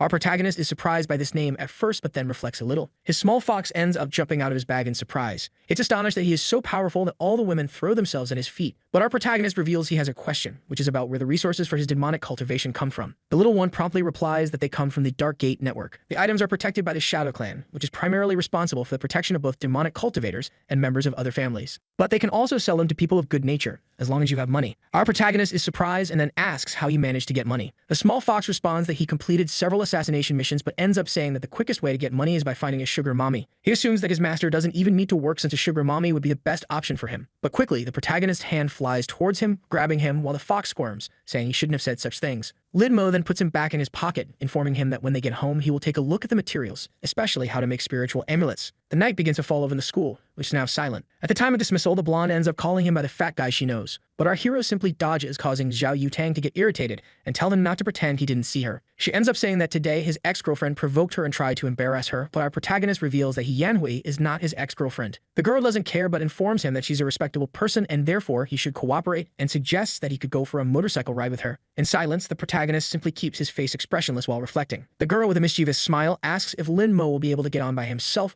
or if he'll need her to carry him. When he agrees, they both go to the motorcycle and she calls him a good boy. Behind a lamppost, someone watches the blonde and curses her for going out with her precious Lin Mo. A shadowy voice ends up asking why she doesn't hypnotize him. But the younger one reveals that she wants the protagonist to willingly give himself to her body and soul. Soon both leave the school in a desperate rush. The protagonist notices this and says that Yutang is going too far. With a mischievous smile, she says he's too naive for believing the words of a woman. In a broadly suggestive manner, the protagonist asks if she's really interested in him, leaving her blushing and confused. The motorcycle comes to a sudden skid stop. With a red face, she asks if she hasn't made it clear enough that she isn't interested in him, to which the protagonist asks if she really doesn't want him. The girl tries to refuse with all her might, and the protagonist just accepts, saying that they're just colleagues, so she shouldn't get too involved with him. Yutang ends up revealing that there's a line of people wanting to be her boyfriend, and even so, if it weren't for the games, she would have never looked at the protagonist. In our young protagonist's pocket, the small fox thinks his master is truly surprising. He wonders when he placed that paper doll on her, and moreover, how he did it with a normal A4 sheet. Sometime later, we can see our dear protagonist's house. He thinks about the Dark Gate network. Soon after, he calls for his small companion, who jumps onto the table. With quick clicks on the keyboard, he confidently says he will access the dark network as quickly as possible. Thus, he keeps hitting Enter forcefully and manages to gain access.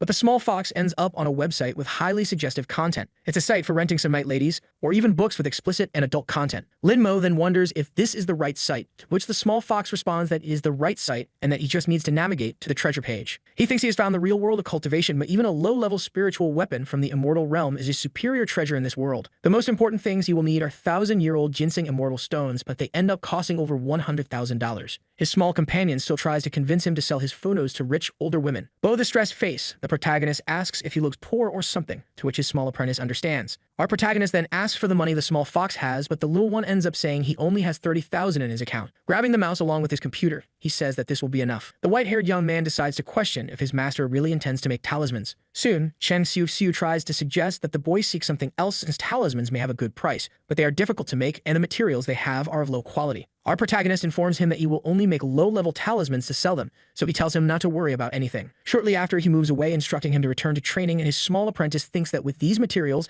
they will only be able to create junk and useless things. The next day, we see Lin Mo now wearing an outfit that hides his identity along with a mask and glasses. A man in a van asks if the delivery is for him, to which he responds as the white fox. Thus, the large box is handed to him, and the delivery person asks for a 5-star rating for his excellent service. The young man assumes that this is truly a fast delivery service, so he considers leaving a rating. In his pocket, his apprentice informs him that the Shadow Clan has a business network that rivals even the big families. Soon after, we see a few minutes later where the protagonist stares at 2 papers on his desk. The small white fox wonders if he really intends to make these talismans. He has heard that the talisman masters of the great family spend years training before they even start, and even then, only 30% of them succeed. Our young protagonist sighs while closing his eyes. Shortly after, he begins drawing the symbols on the paper with extreme agility. Quickly, he announces he has finished the dragon talisman, which surprises the small fox. He thinks it's impossible for him to have drawn the symbols in an instant, and especially to have made 2 at the same time, and he swears he saw a dragon appear out of nowhere. Our protagonist tells him to stop making noise as these are low-quality talismans. Moreover, it's a pity that he only has enough spiritual power to make 2, and admits he needs to buy more spiritual stones. Soon after, Lin Mo goes to put these items up for sale and lists them for $500,000. But he is quickly surprised after posting, because the bids start rising anonymously but quickly. His companion informs him that talismans sell very well and that great cultivators and even ordinary people use them, which is why they are considered high quality. Soon, our protagonist realizes that something might have happened with his paper doll. Observing closely through the doll's vision, he notices that the blonde is also on the dark network, looking at something strange. With eyes full of dark circles, she remarks that investigating a kid who went missing is really exhausting. Until suddenly, she sees the listing for the high-quality talisman, along with the invisibility effect,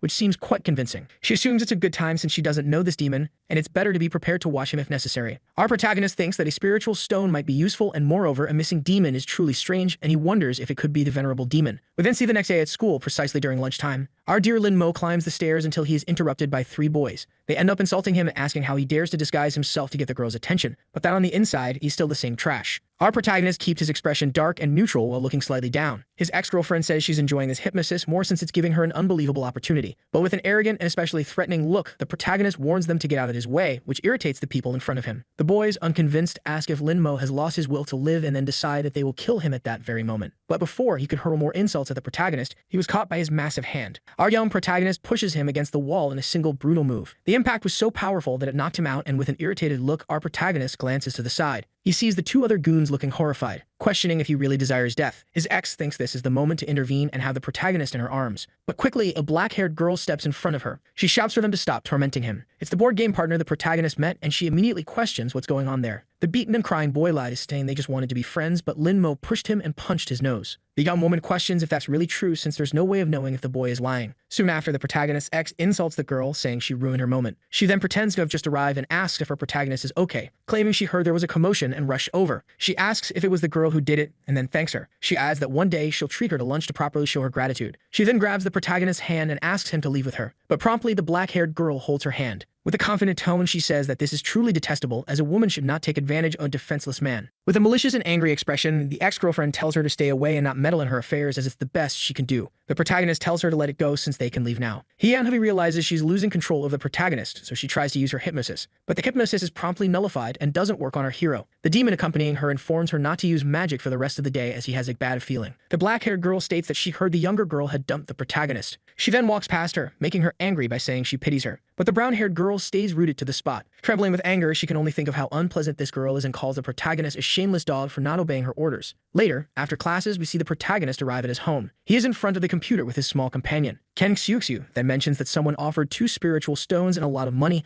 understanding that this person really knows how to do business. Our protagonist realizes the offer is from the blonde girl and wonders if she is a member of the Phoenix Group, adding that it could be a trap. Lin-mo comments that his companion had told him that the Phoenix Group was responsible for eliminating demonic cultivators, so there's no reason for them to be involved. But the small fox reveals that a trap isn't necessary, as the Dark Gate Network already cleans his demonic cultivators daily with the help of the Phoenix Group. Then a small notification pops up on his computer. He notices that the chosen meeting point is Fangtong Station, a seemingly ordinary place. Even so, just to be safe, he goes disguised as usual. His small fox is perplexed, knowing that none of this is necessary, as the site and the delivery are completely secure. The next day after classes, the protagonist successfully completes the delivery. He calculates that after the 200,000 commission in cash, he has 700,000 left in the spiritual stones. But still, he hadn't expected the quality of items in this world to be so poor. Our young protagonist then absorbs the raw materials all at once. With a smile, he realizes that at least he can still recover some of his spiritual power. He then takes 2 more talismans that he crafted, thus unleashing a massive dragon from the 2 papers. The protagonist instructs his small companion to sell the 2 on the Dark Gate Network, to which the fox confirms. He can see the comments from people genuinely praising whoever the master was who created these 2 types of talismans. Lin-mo thinks that this world is truly backward in terms of cultivation, and it's strange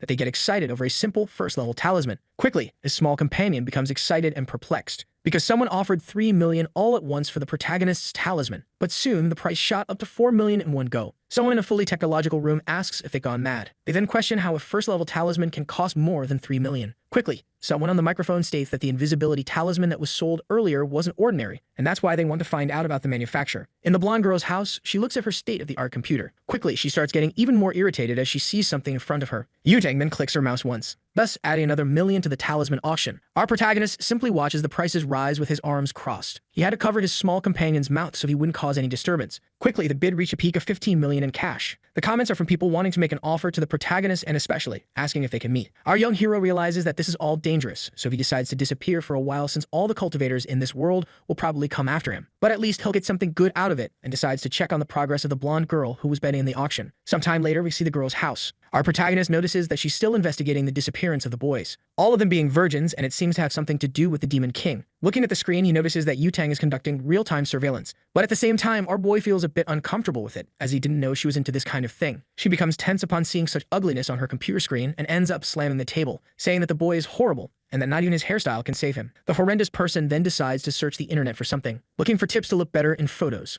It could be anything that would make him look beautiful, so he still searches for eccentric filters. Other things cross his mind too, such as plastic surgery and facial harmonization, but there's something more. Things like having a flat stomach, long legs, and even removing love handles. Our dear Yutang feels she can't continue living after seeing such an atrocity on her screen. She admits that not even the fat guy is as unbearable as this disgusting person. Sometime later, we see the school during lunchtime. Our protagonist notices that the blonde girl said something irrelevant to him, until suddenly his attention is drawn by someone in front of him. It's the black-haired girl who asks if he wants to play. And if Linmo doesn't want to, that's okay, as she doesn't want an easy win. Silence fills the air as the protagonist looks at the board game. Soon he admits that he isn't feeling well and decides to leave. He acknowledges that he doesn't want to admit defeat, but the young man also doesn't want to take advantage of the situation in any way. Our protagonist then goes to the edge of the terrace. Climbing up to get some air, he thinks that if he wants to obtain the power of Yang, he'll need to create a formation, and the most powerful ones are the demonic ones. If only Linmo had some tea, and perhaps it would be possible to do what he desires. The girl warns him not to accidentally fall, to which he just smiles. Our protagonist then walks toward her, humming softly. But Yanhui, who had been watching everything secretly, becomes even more irritated. Soon, our hero is stopped as he's leaving the terrace. It's the brown-haired girl who is extremely angry at him. Our young protagonist promptly asks what's wrong with her, to which she tries to speak with a dark expression on her face. But Han Xinyi,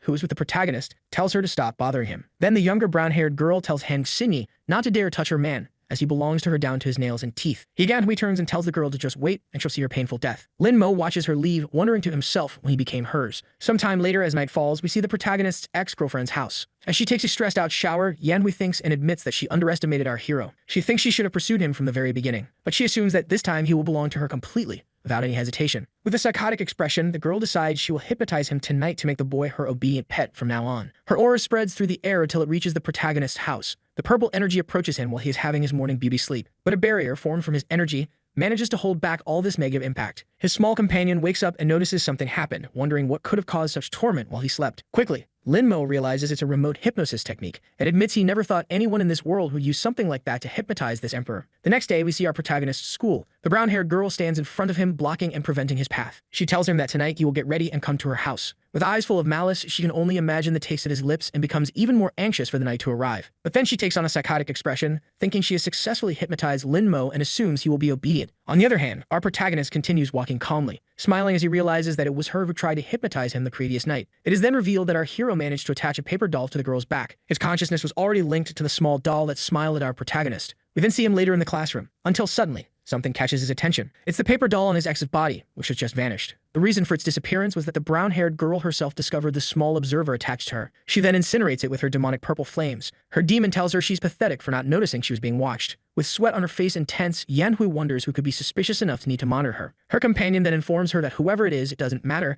as she cannot let this person ruin her plan. After school, as the afternoon begins to fall, we see our protagonist walking out thinking that whoever destroyed the paper doll might be connected to the venerable demon. But since there are so many cultivators in this world, he cannot act hastily, and it may be necessary for him to seek out the Phoenix group. If his calculations are correct, the blonde girl should pass by at that exact moment. In this world, the act he's about to commit has a very specific name. It's called fraud. The girl is suddenly startled when she realizes she has run over the protagonist. The blonde quickly stops her motorcycle as our boy crashes to the ground from the previous impact. She asks why he crossed without looking both ways. Holding him in her arms, she asks if he's okay and says she'll take him to the hospital. But with empty eyes, the boy just stands up, leaving her confused. With a mischievous smile, Linmo admits he has learned to be bad in this world he finds himself in. The blonde wonders what's wrong with him and even tries to pull him back. But the protagonist reveals that he is going to his ex-girlfriend's house tonight because she's expecting him for a special night. She is shocked by such a statement, since she knows that's not in his character. Suddenly, surprise shows on her face as she realizes something more. She tries to call the protagonist back, telling him to return to his senses, but he walks past her, leaving her completely stunned. Yutang wonders if the fat guy was really hypnotized. She then makes a gesture with her hands to break the spell. She draws a star in the air using her fingers, resting her hand on the boy's forehead. The shine in his eyes, which had vanished before, starts to reappear little by little,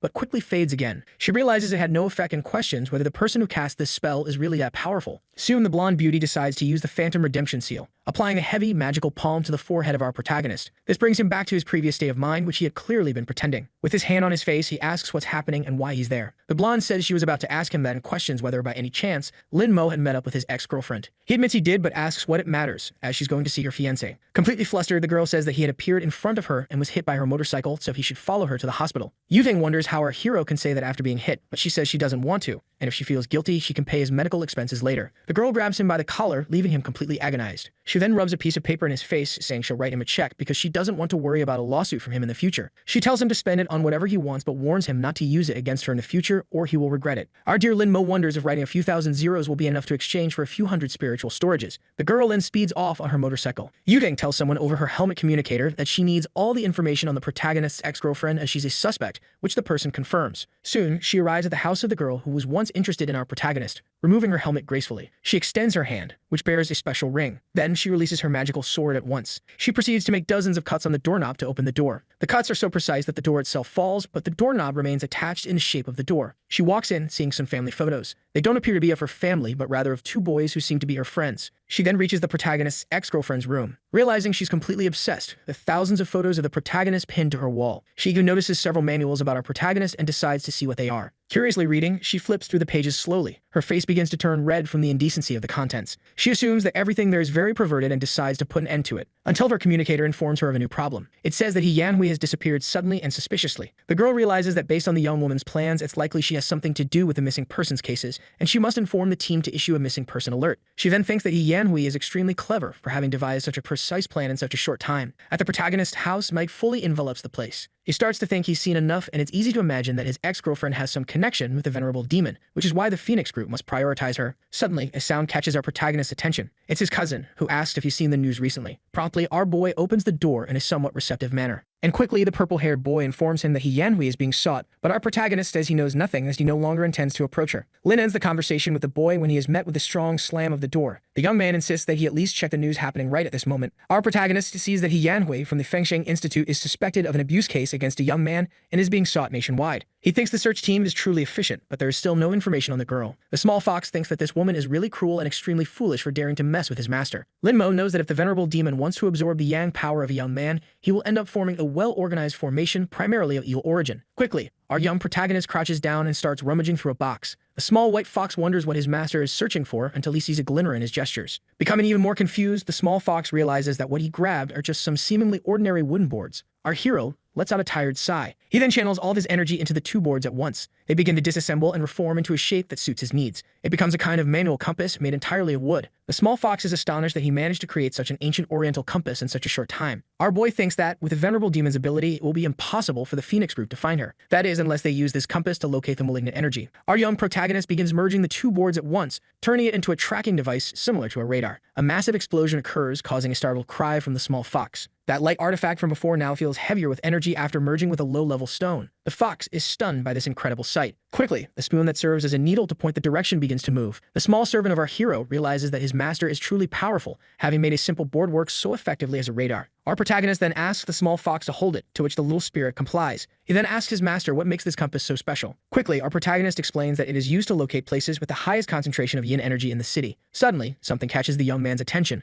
leaving him completely startled. He tells the small fox to hide, which it obeys with extreme precision. The boy calmly and silently watches the window, until the blonde girl appears with a funny expression, leaving him slightly confused. She pulls an excited and strange expression, making him feel completely uncomfortable. With his phone in hand, the young man quickly considers calling the police, to which she responds by telling him to open the window and not to do anything inappropriate. She apologizes for what she did, saying it was necessary. Our protagonist promptly asks what she's doing in a place like that, to which the girl tells him not to say nonsense and asks where he was injured. Our hero thinks that Yutang is suspicious of him, but by sheer luck he hasn't healed yet, so the injuries and scars are still on his body. He shows her his wound on his arm and also reveals another on his leg. Quickly, the girl lifts his pant leg in an indecent manner, revealing the minor wound. Completely flustered and embarrassed, he asks what she's doing, but Yutang insists she's just cleaning the wounds. Otherwise, she will be responsible for the scars that will remain if she doesn't. She thinks that this guy, who used to be chubby, really has the most beautiful legs she has ever seen. His fox shouts in his mind that his master offered his arm, and she went straight for his legs, clearly taking advantage of him. Our protagonist pulls his pant leg back down and says he didn't imagine someone like Yutang would come over for such a trivial reason. But the girl reveals she has a question, which is about him being one of the last people to have seen Yanhui,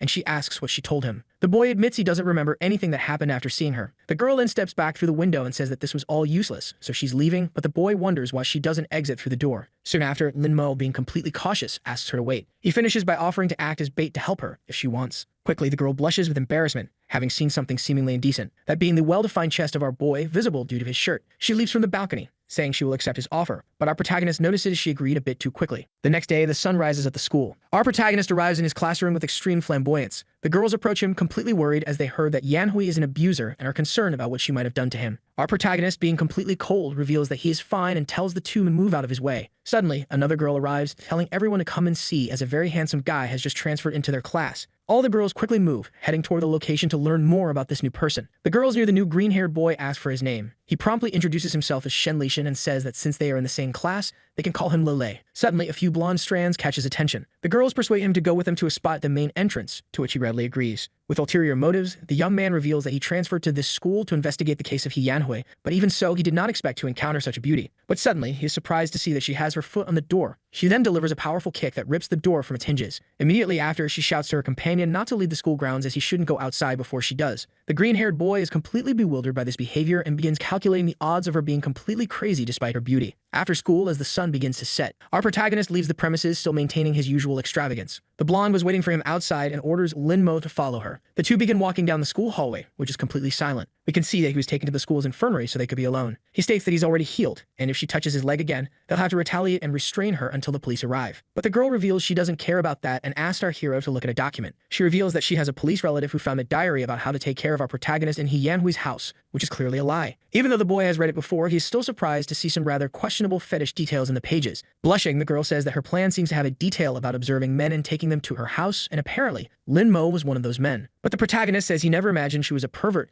and should have figured it out earlier, so he could prepare himself in case something like this happens. The blonde then says they searched the entire country for her, but still haven't found a trace of her, not even in her favorite spots. Our protagonist puts on his glasses and mentions that he remembers He Yanhui always liked spooky places since childhood, so she's probably hiding in one of those places. The reason no one has found her is likely because she used some sort of makeup. He says all this while striking an extremely cool pose, to which the girl replies that our hero doesn't need to act like the school detective. Yutang realizes it all makes sense, as she must have used some kind of disguise to hide. She understands that He Yanhui really enjoys dark places, so she must have taken many young boys there to practice her dark arts on their defenseless bodies. The girl then says that's all she has to discuss for today, and that therefore our hero needs to leave right now. He gives a mischievous smile at all this. Soon we see his house, where he appears completely defenseless. He has given her the clues, and next time Zhao Yutang will go to the darknet to buy a magic weapon to help find the yin energy. The boy then calls his small apprentice, who quickly appears. Our protagonist instructs him to put the compass he made up for auction on the dark door, which the small fox understands immediately. He begins typing on the keyboard with extreme speed. He decides to set the initial price at 10,000 in cash and publishes it. Then he informs his master that he has already listed it for auction,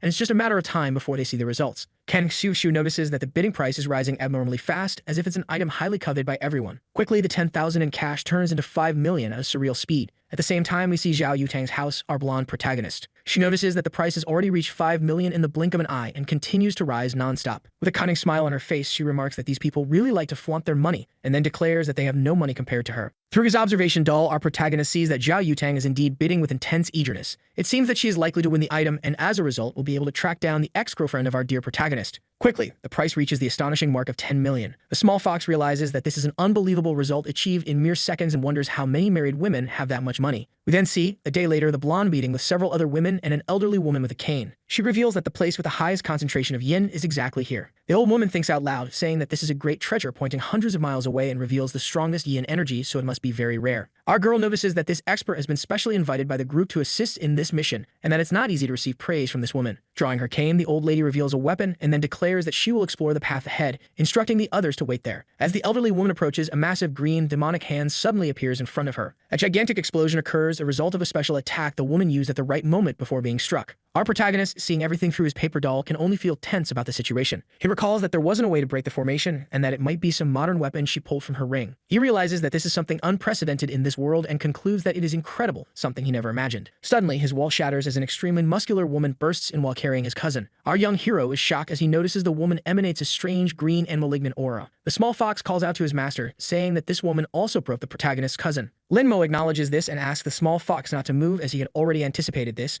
knowing that there are some things one cannot do. It appears that He Yanhui hypnotized them to attempt to kidnap him, but since the Phoenix group is still fighting, it's unlikely his ex would exert herself to come personally. As the fist comes towards him, he keeps in mind that there might be more to all of this. It could be a trap set by Yanhui to capture the Phoenix group while kidnapping him. All he has to do is wait for Yanhui to regret it, and fortunately, he was able to use his aura to protect his body and stay conscious. The woman ends up taking both cousins to a white van waiting outside suspiciously. She throws them inside the vehicle with bags over their heads, doing so abruptly and violently. She then drives away, cruising through the streets without the slightest concern. Soon, the woman reaches an abandoned factory, where the protagonist's ex is likely hiding. She removes the bag from our hero's head. Sadistically, she is surprised that it is him, clearly putting on a front. She asks if he is surprised to see her again in this place. With a sly smile, Linmo admits he is indeed surprised, insulting her in the process. She becomes extremely annoyed by the arrogant tone carried in his words. Throwing the boy against the wall, she can only assume he has a big, bold mouth to speak to her like that. Lin Mo advises her not to get any closer. Unbuttoning her shirt, she says he's still pretending to be arrogant and wonders if it was Zhao Yutang or Han Xinyi who took his virginity. Her demon informs her that the blonde has broken the formation and is quickly heading their way, so it's best for He Yanhui to hurry up and get the job done. With a malicious smile and a wicked expression, she agrees, saying it's true since the Emperor is waiting for her next special move. She declares that the protagonist should stay there and wait, as she will return after they have tested the Emperor. Our boy becomes tense at the possibility that the demonic sword or the venerable demon might be communicating internally with the girl. In a dark cell where water drips, we see, sometime later, the protagonist's cousin sleeping peacefully, even in such a situation. Her cousin wakes up in a panic, pleading not to be killed or abused.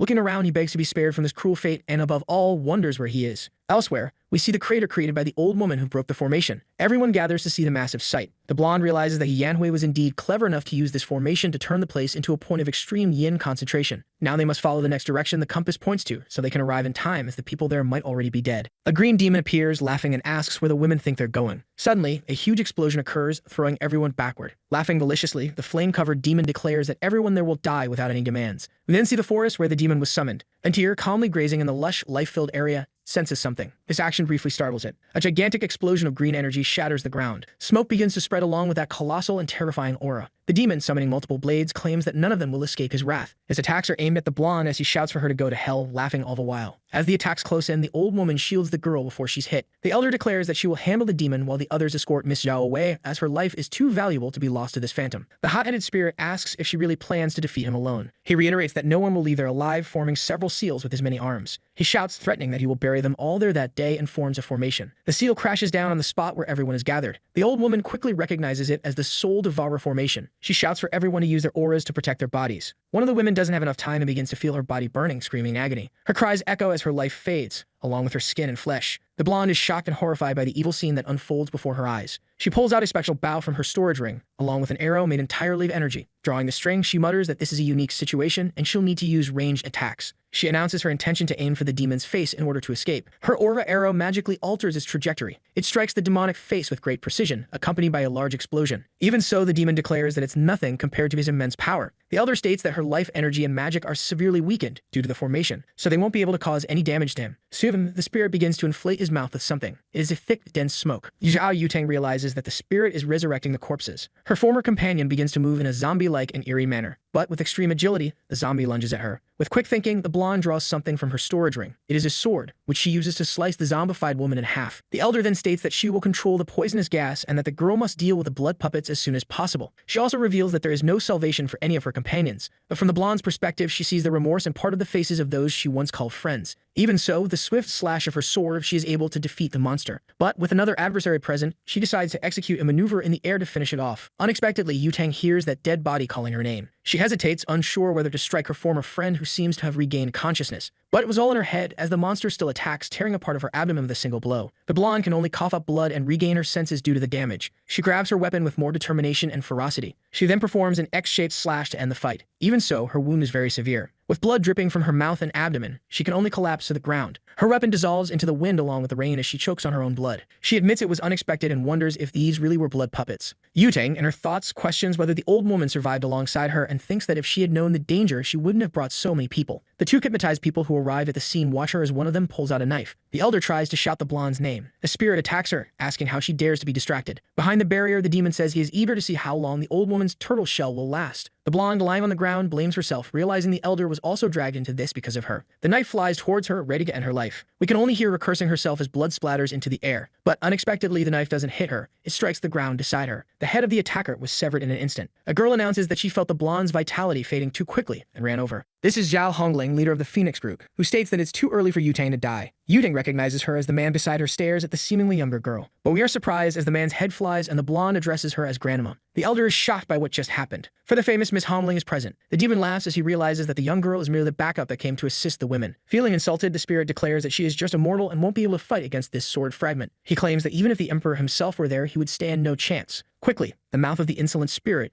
is shut by the attack of the childlike elder. She undoes the formation made by the ghostly face. The blonde realizes that a single strike was enough and acknowledges that her grandmother is truly incredible. The younger-looking elder then tells her granddaughter that if she had attacked from the start, she wouldn't have been injured like this. She extends a medicine, instructing her to drink it quickly. The girl complies and then asks her grandmother if she can locate her missing companion. The elder states that their target is the protagonist and that he must be saved. She reassures her granddaughter, saying that she knows everything, that she doesn't need to worry. She should focus on resting. The girl feels confused about resting until her vision begins to blur. As she falls asleep, the younger elder calls the older one, who promptly responds. The elder questions where the companion her granddaughter mentioned is. The old woman responds that based on her and Yutang's guesses, he should be in an area with an abundance of extreme yin energy. The younger-looking elder, with her sword in hand, states that there's no need for further explanations. She then asserts that she can still find the place with the greatest concentration of yin. Amusingly, the sword begins to float as she tries to ascend, but she soon falls in a presumptuous and even ridiculous manner. She orders everyone to move quickly, as they need to take the blonde back to HQ to treat her wounds, while the elder will head to the supposed location with the highest yin concentration. She then darts toward the location, saying she'll see them later. We then see the abandoned factory where our protagonist is held. His ex-girlfriend, now possessed by the demon, begins performing a ritual. The fox, alongside the protagonist, asks what she is doing. Our protagonist explains that she is absorbing the yang energy from these men to increase her power, and the price is that she will age. Suddenly, something grabs her attention, a massive surge of energy. She questions who is disturbing her at this moment. Then we see the blonde's grandmother outside. Yanhui opens the door with a scowling, anguished expression. She asks what a young girl is doing there, and more importantly, if she's injured or lost. The younger-looking elder calls her auntie and says that the little bastard is inside. Confusion is evident on the face of the protagonist's ex-girlfriend at this statement. Inside the building, the small fox asks if it's safe to knock him unconscious again as soon as he wakes up. But our protagonist explains that there's no need to worry since he's quite resilient. Suddenly, a massive explosion occurs, startling him. Something flew from the doorway and crashed into the wall. It's the protagonist's ex, now impaled by the enormous sword of the little girl. Floating in the air, the girl remarks that they are just getting started, so Yanhui shouldn't be complaining. Sitting on the sword, the small girl questions whether the older girl won't respond. The ex, taken completely by surprise, asks the younger-looking one to at least put up a fight. With her hands covered in green energy, the ex-girlfriend begins to pull the sword from her chest. She yanks it out and curses, throwing the sword upward. The little girl hovers in the air, watching the scene unfold amusingly. The ex throws the sword and yells for the brat to go to hell. The attack is powerful and incredibly strong. Even so, the wound in her chest starts throbbing in pain, while her shirt struggles under the weight of her chest. She wonders who this brat is. Perched on the sword, the younger-looking girl asks if that's all, as the fight seems to be reaching its end. The ex-girlfriend then asks her demon what she should do since she is no match for her. But when she receives no response from the demon, she remains confused. We see a scene from a day ago in an unknown house. The protagonist's board game partner is staring at herself from the past. Both seem uncomfortable with the strange connection, but soon, the silence is broken as the girl lets out a sigh. She reveals that she's tense because this is the start of the 146th game. But suddenly, something explodes in her mind, grabbing her attention. It's the strong cry of a demonic sword. We see a distant cabin in the forest, seemingly isolated. The boy in the demon's grasp starts screaming for release. He then asks if the entity knows who he is. He reveals himself as a member of the celestial demonic sect. The demon isn't surprised and even recalls that the young man indeed belongs to the celestial demonic sect. But he informs him that such a sect, as fertile as it is, won't be difficult for him to massacre. With tears in his eyes, the boy realizes that this Kai is extremely powerful, and so he cries out for help. Suddenly, a massive explosion occurs at the entrance of the demon's residence. We see a huge trail of dust rising and falling at the now open doorway. A leg steps through. It's a woman who just entered. She stomps the ground with a strong, imposing force, almost as a threat. The spirit recognizes that this Kai is unusual. It belongs to someone unique. The figure before him is, in fact, his long-awaited mistress. Crying into the flushed face, he starts shouting for her as he runs toward her. The girl pushes him away with her foot, telling him to stop making such a fuss, to which he agrees. The girl identifies him as the demon allied with Yanhui. He confirms, stating she's right, and admits that the familiar feeling of being stepped on is indeed his mistress. The girl hears someone pleading to be saved. It's the boy from before, who explains that he is the son of the patriarch of the celestial demonic sect, and therefore, if she lets him go,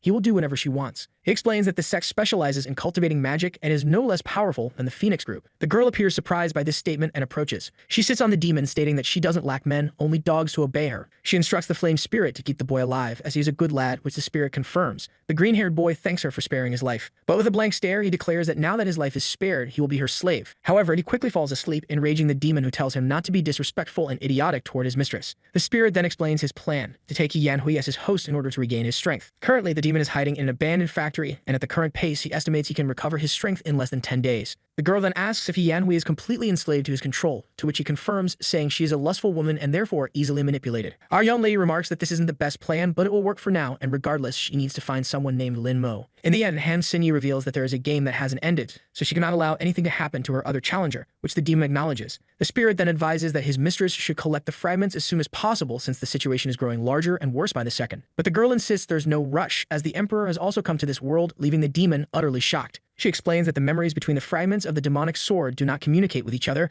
but some time ago, she sensed a breath from one of the fragments. However, just as she was about to reach it, the sword's ki was completely dissipated by a stronger ki she had only seen in the emperor in 1,000 years. The demon considers using Yanhui merely as bait to lure the emperor, then orders her to go and kill that brat. She questions how she's supposed to kill the girl, admitting that she's never been in a major battle since childhood and knows nothing about martial arts. Soon, the younger-looking girl decides to use her secret sword technique. The protagonist exclaims she doesn't even know how to fight or engage in combat, so the demon decides that she is useless and takes control of her body. Her pupils dilate into a different shape as she says that this is something special. She declares that the old woman is a waste and therefore she cannot be allowed to live even a second longer. With sinister laughter, the spirit charges forward with the girl's body toward the younger-looking one. Suddenly, a sword flies toward his back while he keeps a bizarre grin. The spirit manages to deflect the sword with a sidekick. Laughing, he grabs the weapon, claiming it as his own to use however he pleases. Tossing the blade, he asks if the grandma likes playing with flying swords. He then launches the second sword, saying he's returning it to her since she seems to enjoy these silly games. The small girl protects herself using a purple spiritual barrier, deflecting the attacks in another direction. The demon summons an artifact announcing that he's going to give her a second gift. It's a giant viper, charging toward the small grandma in an instant. The girl seems impressed, acknowledging that it's a long-lost secret technique, but unfortunately, its power is much weaker than what's described in the book. As the snake prepares a deadly attack, the girl remarks that since Yanhui is angry, it will be much easier to deal with her. With her sword in hand, she adds that if she weren't always crying, she would be ashamed to kill her all at once. Due to her immense weakness, the snake bites down and receives a direct slash to its mouth. It's split apart by the girl's massive strike, launching its head into the air. Suddenly, the enormous energy that was shooting from the serpent's mouth flies toward the sky. Its form begins to disintegrate as its technique is completely defeated. In the sky above, someone observes the entire scene. It's the protagonist's board game companion, watching everything in her demonic form. We see the ex-girlfriend's face distort as the spirit leaves her body and mind. The purple energy exits her body, gathering into a single point. It forms a fragment of the previously lost sword belonging to the demon girl. The younger-looking elder declares that it finally abandoned its host to stop being useless. She admits she never thought it would be a sword, much less a simple broken sword, and thus feels a bit disappointed. But soon fear grips her, as the sword seems offended by being called broken. The protagonist's companion remarks that it's quite shameless to kick a dog when the owner isn't around,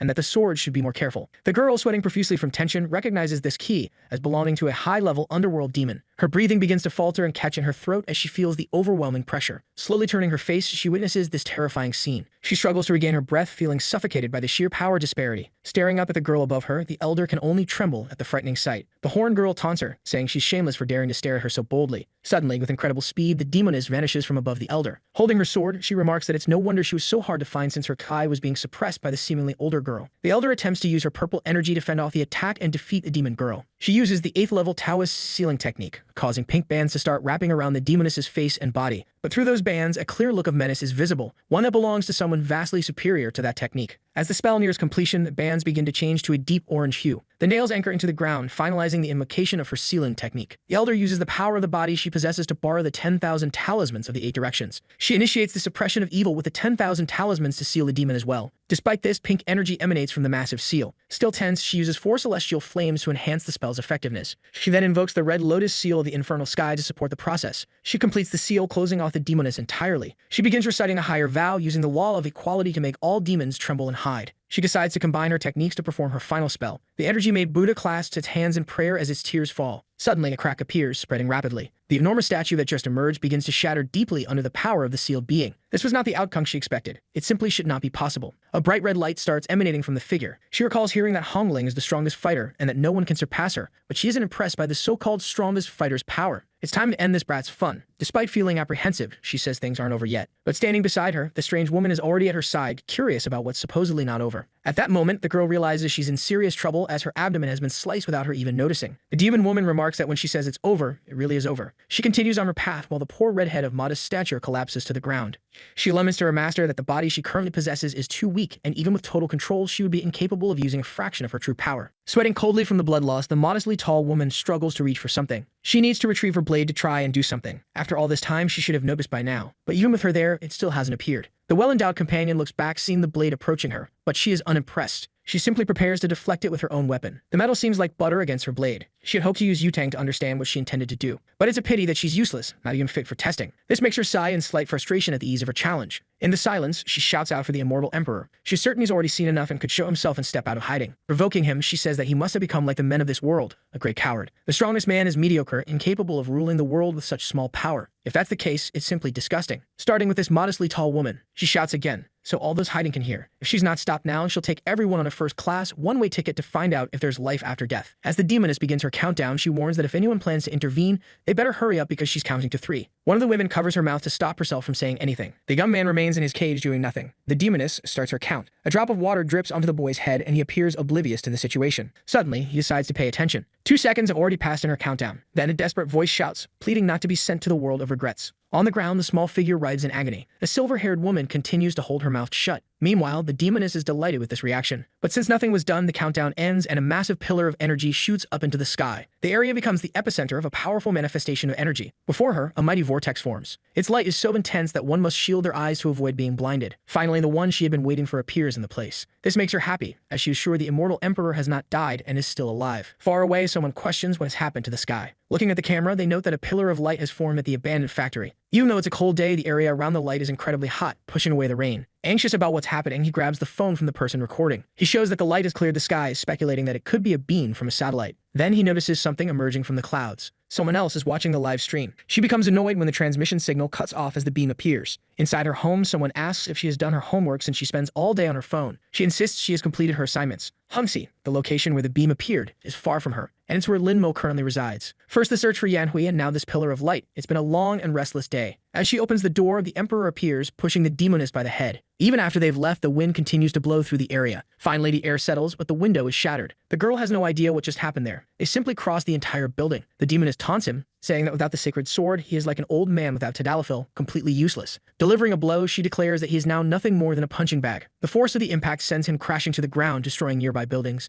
Not satisfied, she begins to gather aura between her hands. She's preparing a massive attack. As she charges it, she chants an incantation. That dark power pierces the sky like a sword. A peculiar shape starts to appear above. Among the clouds, they look like a giant pair of eyes. It reveals itself as an enormous creature, similar to a giant snake. Opening its massive jaws, it releases a beam of energy aimed at the immortal emperor. From above, she's incredulous that he was unable to dodge the attack. But soon as she realizes that things did not go as planned, he remains unscathed. She hadn't expected him to have such a strong protective seal. It's not fair. He knew demon kings were cruel, but it seems their descendants are even worse, showing no regard for innocent lives. Observing her, he realizes that the apple doesn't fall far from the tree, and the son is just like the father. This enrages her, as she believes someone like him has no right to interfere in her family's affairs. The serpent launches a massive attack directed at the city. She shows no concern for the civilians and states that they may live only if the emperor dies. The serpent gathers more energy, closing its mouth. This time, it strikes the ground with a continuous beam. It shoots through the entire city in a straight line. Wherever the beam passes, the destruction is total, and flames burn without cease. From above, the demon king watches her handiwork with satisfaction. She's pleased as the emperor's defenses have now cracked, and she waits to see what he's capable of doing. He begins to channel energy into two of his fingers. He moves them delicately. To her surprise, this movement is familiar and she recognizes it. It's a sword technique. As she realizes this,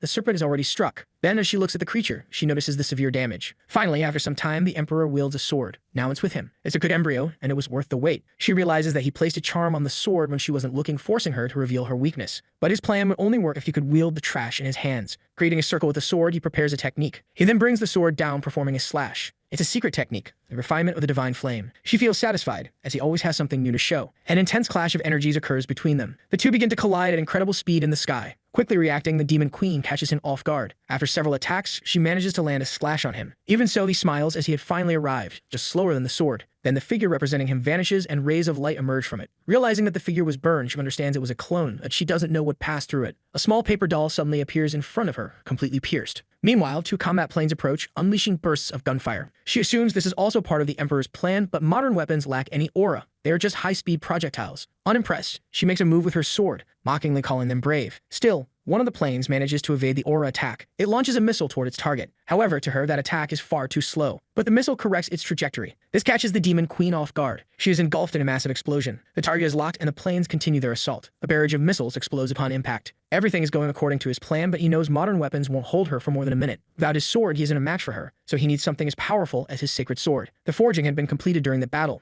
Now only one final and crucial step remains. He sighs as it is time to begin the cooling process. With little fuel remaining, the planes prepare to return to base. Suddenly, an eruption occurs in the city's ground. A massive, shapeless hand rises toward the sky. It grabs one of the planes. Over the radio, the pilot warns the others to get away as quickly as possible. The other plane attempts to evade the hand, but it is struck as the hand uses its companion as a weapon. An eyeless creature appears, roaring furiously. The creature is colossal, dwarfing the nearby buildings. From above, the demon queen declares that this is what happens when they interfere in her fight. Now they all must die. Someone informs her that the beast is a roaming source of spiritual energy, a perfect opportunity to eliminate the emperor before he completes his plan. But from above, something catches her attention. It distracts her, drawing her focus. A small child is crying, searching for his father. As he cries, he says he's very scared. While he shouts for his father, one of the creature's claws moves toward him. It's only a moment away from turning him into a splatter. The demon queen watches closely. The little boy continues crying, unaware that he's about to become a sandwich filling. This scene makes her close her eyes as she recalls something. She remembers when she was also small, searching for her father. With all the destruction, the city is in chaos and all the exits are blocked. In the middle of the traffic, a call goes unanswered. The man says his wife never answers, even when it's important. Unfortunately, they can't get a phone signal. But through the news, they learn that the monster that had appeared in the city center has vanished suddenly. Inside the car, the man worries about the rain that has begun to fall. His daughter mentions that the news had predicted no rain for that day. Beside the bridge, a massive cyclone is forming, gathering water into its body. Some curious onlookers get out of their cars to film it, completely disconnected from the reality and the risk it poses. At the center of the cyclone is the Emperor's blazing sword. He is manipulating the water. It's how he's cooling his sword. The energy condenses, releasing a shockwave that creates waves in the water. The force of the waves drags cars on the bridge, likely sweeping away the fools filming as well. Afterward, a thick fog forms over the area. The girl exits the car despite her father's warnings to stay inside. She looks toward where the river was and she can't believe what she sees. All the water that had been below has disappeared, as if it had been drained. High above, the Emperor stands before his sword. He reaches out a hand to the weapon's hilt. The moment he touches it, an intense burst of light is released. The light is visible even within the mist. The energy released is so powerful that the fog is immediately dispersed. Now the blade he's been preparing is ready to strike down the unprepared. He looks at the fruit of his effort. It had been a long wait. In the mist, the Demon Queen states that he has been playing the fool while holding a child's hand. She says she wasn't waiting there for him. The little kid smiles because he's finally found his irresponsible father. They embrace and the Demon Queen tells the adult to get out of there because it's not safe. She doesn't like dragging out fights, so she plans to end this quickly, just as they did in her previous life. The Emperor agrees with her. Positioning her sword above her head, she begins chanting an invocation for a powerful barrier spell. Not to be outdone, the Emperor also summons an entity, but his is adorned with sacred colors. She swings her sword, launching a dark attack. The Emperor responds with an attack that resembles a Shaolin hero's energy. The energies clash violently in the sky. This is what she was waiting for, and now that he has his sword, there are no excuses when he loses. Placing his fingers in front of his face, the Emperor begins a prayer. Markings appear on his face and the sword he created disintegrates. Observing this, the Demon Queen realizes he's using a forbidden sword technique. This is what he used the last time, and she should have prepared her demonic sword for this because, in its current state, it's no match. Without the strength to resist his technique, she is struck. A massive beam of light continues to advance toward her. In the sky, a mysterious rift begins to form. Opening slowly, it reveals another dimension. With such power, the sky is tearing apart. Completely wounded and exhausted, she admits it's overwhelming. The Emperor stands before her, watching her closely. Looking at her, he states that a winner has already been decided. But someone interrupts, claiming that the battle is just beginning. Severely wounded, the Demon Queen mentions what she's seeing. It's the other half of the magic sword. The sword speaks, revealing that it had hidden well to gather its pieces, but the woman possessed many of them. In her injured state, she declares that even that fake sword wouldn't be able to land a fatal blow on her. Soon, she'll recover from her wounds, and unlike him, she still has a magic sword. Even if it's a mediocre victory, a winner has already been decided. Unexpectedly, the sword pierces her from behind, emerging through her chest. The sword refuses to take orders from someone whose energy is so weak. Now the two of them will die in this place. The cursed sword intends to start with the weakest one first. Telling her to return home, in this case to hell, it charges forward. It violently strikes the spot where the Demon Queen was. But something is wrong, there are no guts, only concrete. Mockingly, the sword remarks that the Emperor played the hero, saving the damsel in distress, but he's just a fool. Barely able to stand, the Demon Queen asks to be put down as she didn't consent to the touch. Being saved by the Emperor is worse than being cut by the cursed sword and more hateful than being a bald woman. Looking at her, he asks her not to act so stubbornly and to conserve her energy if she doesn't want to die right there. He has a plan, but he needs her help. The sword had transformed into a massive monster, and like a nosy gossip, it wanted to know what they were whispering about. This enrages it, as it wants to listen too, since it loves a good piece of gossip. With his eyes closed, the Emperor prepares another spell. It's the Prison of Light, and multiple beams of energy descend from the sky. They strike the sword monster, pinning it to the ground. This surprises the creature, as now not only can it not move, but it also won't find out what they were gossiping about right in front of it. This prison can only be broken with yang energy. Surely, a powerful sword like it should be able to use some yang energy. But maybe it can't, as it is incompatible with this new world. The comet infuriates the sword so much that, if it had a traditional brain, it would have had a severe stroke. Gathering its strength, it breaks free from the prison, showing off its muscular physique. It's not afraid of needles or underground labs. Flexing its physique, it asks the powerful Emperor if he still dares to disrespect a body with only 3% body fat. Preparing a mighty punch, it declares that he has little fat left and is holding a dying horse in his arms. It's shameful, and now it's going to send both of them to hell. However, with the woman in his arms, the Emperor snaps his fingers. The monster sword is struck above where its floating rib would be. If it had a liver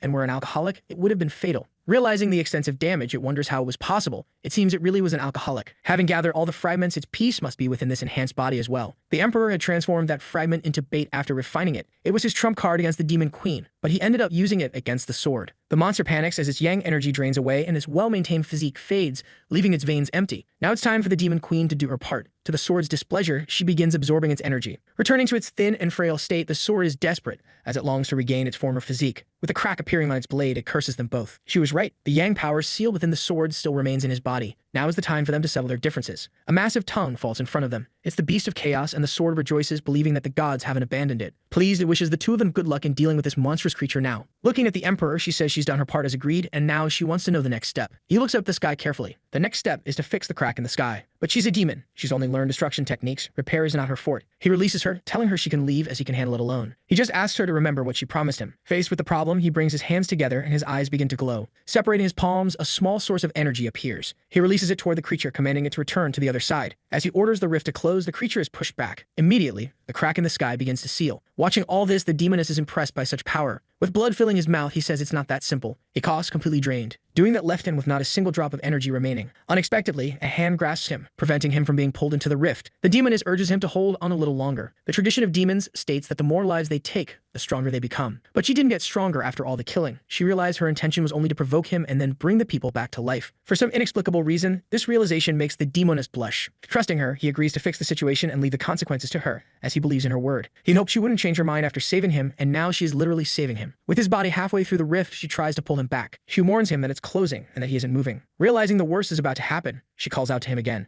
Calmly, he remarks that even knowing people would live again, she still saved that little kid. Hearing this, she's immediately taken aback. The Emperor says a few more things to her, but they aren't heard. Finally, the rift closes, leaving him on the other side. This infuriates her, as she realizes she wasn't strong enough, until she notices something unusual nearby. A small flame doll rests in her hand. As the sun sets, she sits atop a building. Thoughtfully, she looks at what the Emperor left for her. It makes her sigh, feeling a bit disappointed. Raising her hand high, she begins to gather a large amount of energy. From the enormous sphere, multiple beams begin to shoot out across the city. The intense glow reflects on her face. But as the sphere diminishes, the light fades as well. Once the energy dissipates, she coughs heavily, weakened by what she did. Resurrecting one person costs 100 years of cultivation, and all those people required much more. Finally, she had done everything she promised. The doll she received starts to disintegrate in the sky. As this happens, she remembers the immortal Emperor, especially when she lay dying in his arms. For some reason, she felt her cheeks flush from what he had said to her. She can't seem to get that gray-haired figure out of her mind. All she can think about is his face. Now she remembers him with a special fondness. The woman lies in bed, sleeping like a log. In her head, she thinks about how the woman with red eyes is a demon and that no one should mess with her. A demon hands her a sword to kill the spy of the immortals, who had already slain many of her kind. But she's just a child. The adult urges her to complete the task quickly. Her hands tremble with hesitation. Growing impatient, the adult pushes her. Thus, the blade pierces the prisoner's stomach. It's too much for her to handle,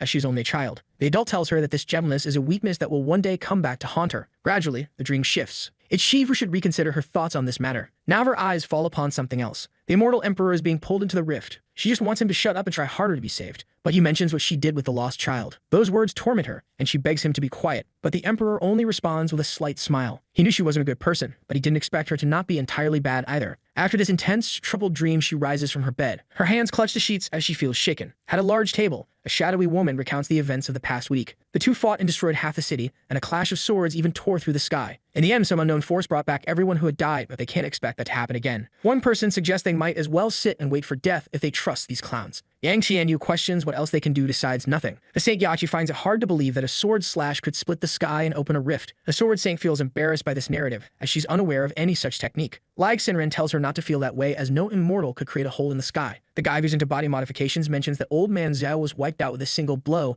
and they wouldn't stand a chance either. Yutang, with her ample attributes, asks her grandmother if the people there had gathered just to complain. Grandma Bayan tells her granddaughter to be more polite, as she has already spoken with another elder about how they plan to handle this issue. Since ancient times, her clan has overseen the oracles, the arms of the divine path that govern the world today, defending the righteous way and eliminating heretics. But the oracle left an enigmatic message. They must drink this tear and do what is right, and they sealed it without knowing its effects. The blonde wants to know what this tear has to do with them and their plans. Her grandmother recalls that when Yutang arrived at the temple, she had so many wounds that her chances of survival were slim, which makes Yutang ask how she's still breathing. The seal they had placed broke, and its contents fused with her. She is now the daughter of destiny from the heavens. This is their trump card, and they need to help Yutang cultivate. One of them suggests bringing in a man from his clan to pair with her, aiding her cultivation. But the woman with the slight shadow says it needs to be someone with a pure yang body, shocking Yutang that they're taking this seriously. A man with such energy is naturally very handsome, so they would have to choose the most beautiful, which further annoys Yutang. The guy with the piercing mentions that he must also be young, as an age difference would be counterproductive, so they should look in schools. That's why there's a beauty contest in progress. Hearing this, Yutang is upset that she doesn't have a say in the matter. Now the red-eyed girl learns about this new plan. It's necessary for Yutang to double her cultivation. There will be a beauty contest among students, putting him on the list of potential candidates. She wants him to win it, as it would bring them closer to the Phoenix Group and the Daughter of Destiny. In the meeting, they also mention something else, and she wants to hear it. They plan to use all they can to find the Emperor and his majesty. After hearing this, she releases the guy to leave. But a week has passed since everything in her aura still hasn't recovered. This body is weak, and since her last resurrection, her foundations have been damaged. Even if this world isn't dangerous, things have become complicated with the rebellion of the magic sword, as the Emperor and the demon sword are her enemies. She will remain hidden as Han Xinyu for now, but once she recovers, she will pursue the sword first. She says she'll keep the pot, and the man tells her to move to the next counter. He also asks if she likes monarchs, which embarrasses her. A small girl with foxy ears greets her master. She asks if he's all right, but the young man is meditating, deeply focused. However, he had instructed her to keep an eye on Yu-Tang with the paper doll, so she summarizes the meeting's events. She didn't hear everything clearly, but she mentioned the beauty contest and how they want to double Yu-Tang's cultivation to face the demon queen. Additionally, they're searching for her master and the demon, so he dismisses her as he needs to focus. The use of forbidden techniques affects his mortal body, making it feel as if he has no power left, so he must keep Lin Mo under the radar for a while. He makes a precise move on the board. His opponent has lost at him once again. She acknowledges this but thinks she only let him win because he was kidnapped because of her, believing that a mortal would never truly beat her. She recalls that she promised him a wish if he won, assuming it would be something like going out together or something typical. To her surprise, he says that's boring and suggests they discuss it another time. She hadn't played well today, she seems sleepy and should have washed her face before coming to school. This infuriates her, as she tried to be nice to the mortal, but it only inflated his ego more. She vows never to let him win again. A young woman greets Lin Mo, mentioning that she hasn't seen him all day. She says there's a beauty contest and she and her sister would have voted for him, but he's not on the list. He finds it too tedious and has no interest in participating. It's hard to believe that someone so vain would find a contest like this boring. So she thought that he was actually playing hard to get, so she decided she would be the one to sign him up for the contest. It seems that organizing such a contest at schools was way too easy. So far in the first place belongs to a smelly nerd with visual impairment. She refuses to marry this clown. Until, among them, she came across Lin Mo. In front of her phone, the girl called her friends over to see something. It was a video of Shen playing the guitar. The guy's charisma made them a bit wet. In their mouths, of course. But she said they were animals, devouring Lin Mo with their eyes. Wisely, one of them pointed out that the same person criticizing had liked and saved that video. Not to mention she even downloaded it to watch later alone in the dark, which is very suspicious. Trying to defend herself, she said they were just classmates and it was merely sympathy on her part. Ready to stir up trouble, her friend said she knew the girl desperately wanted to sleep with Lin Mo in the same bed. She shouted back that she would love to do that because he's handsome, fit, and well endowed, and if she was being honest, it shouldn't be a problem. From afar, two envious boys called her superficial, but in truth, they wished they were the target of that attention. He swore he would win the contest, spending 8 hours a day taking care of his photos.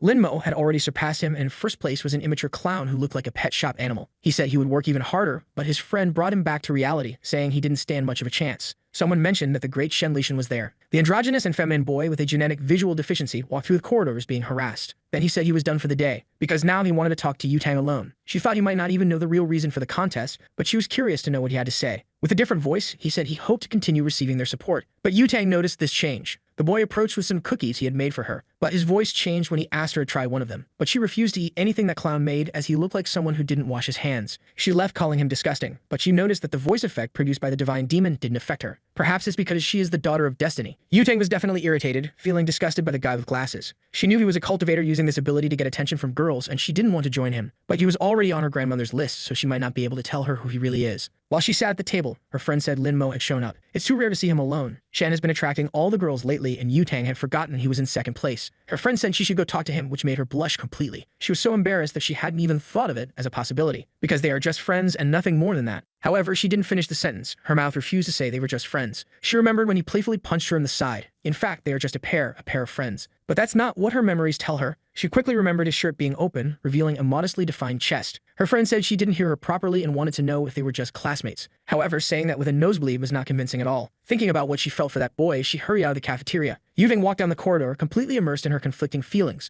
Some boys were about to talk to her. Her goal was to take better pictures of him, because without that, it would be hard to beat Shen with his voice ability. She had access to the best photographers in the city, and Lin Mo certainly wouldn't refuse the invitation. But as soon as she made the offer to him, he refused immediately, and he even said that if she was so idle, she should get a part-time job. Not to mention she was just bothering him. She should find someone else to do that. And there's an even more important reason. He thought to himself that he wasn't feeling well and needed to spend all of his free time cultivating. But to her, he said he had recently been kidnapped and preferred not to trust girls. This last explanation seemed plausible, and she accepted his words. At the gym, she punched the punching bag with all her strength. Thinking about the situation, she imagined it was all her fault, because she had promised to protect him. She had told him everything would be fine. But in the end, it sounded like she was lying. Because of that, he no longer trusted her, and there was nothing she could do about it. It was a situation that filled her with rage. Thinking about all this, she started sobbing uncontrollably. Imagining marrying that disgusting, almost blind guy was worse than death. She soon became angry again and began beating the punching bag. A woman with huge biceps and a masculine face asked why the gym was empty. The attendant said Yu-Tang had reserved the entire facility for herself today. Since she arrived, she had taken off her shirt and started hitting the punching bag, and she hadn't stopped since. A wealthy girl who paid for this, and she's just a student. She had wanted to fight someone for a while,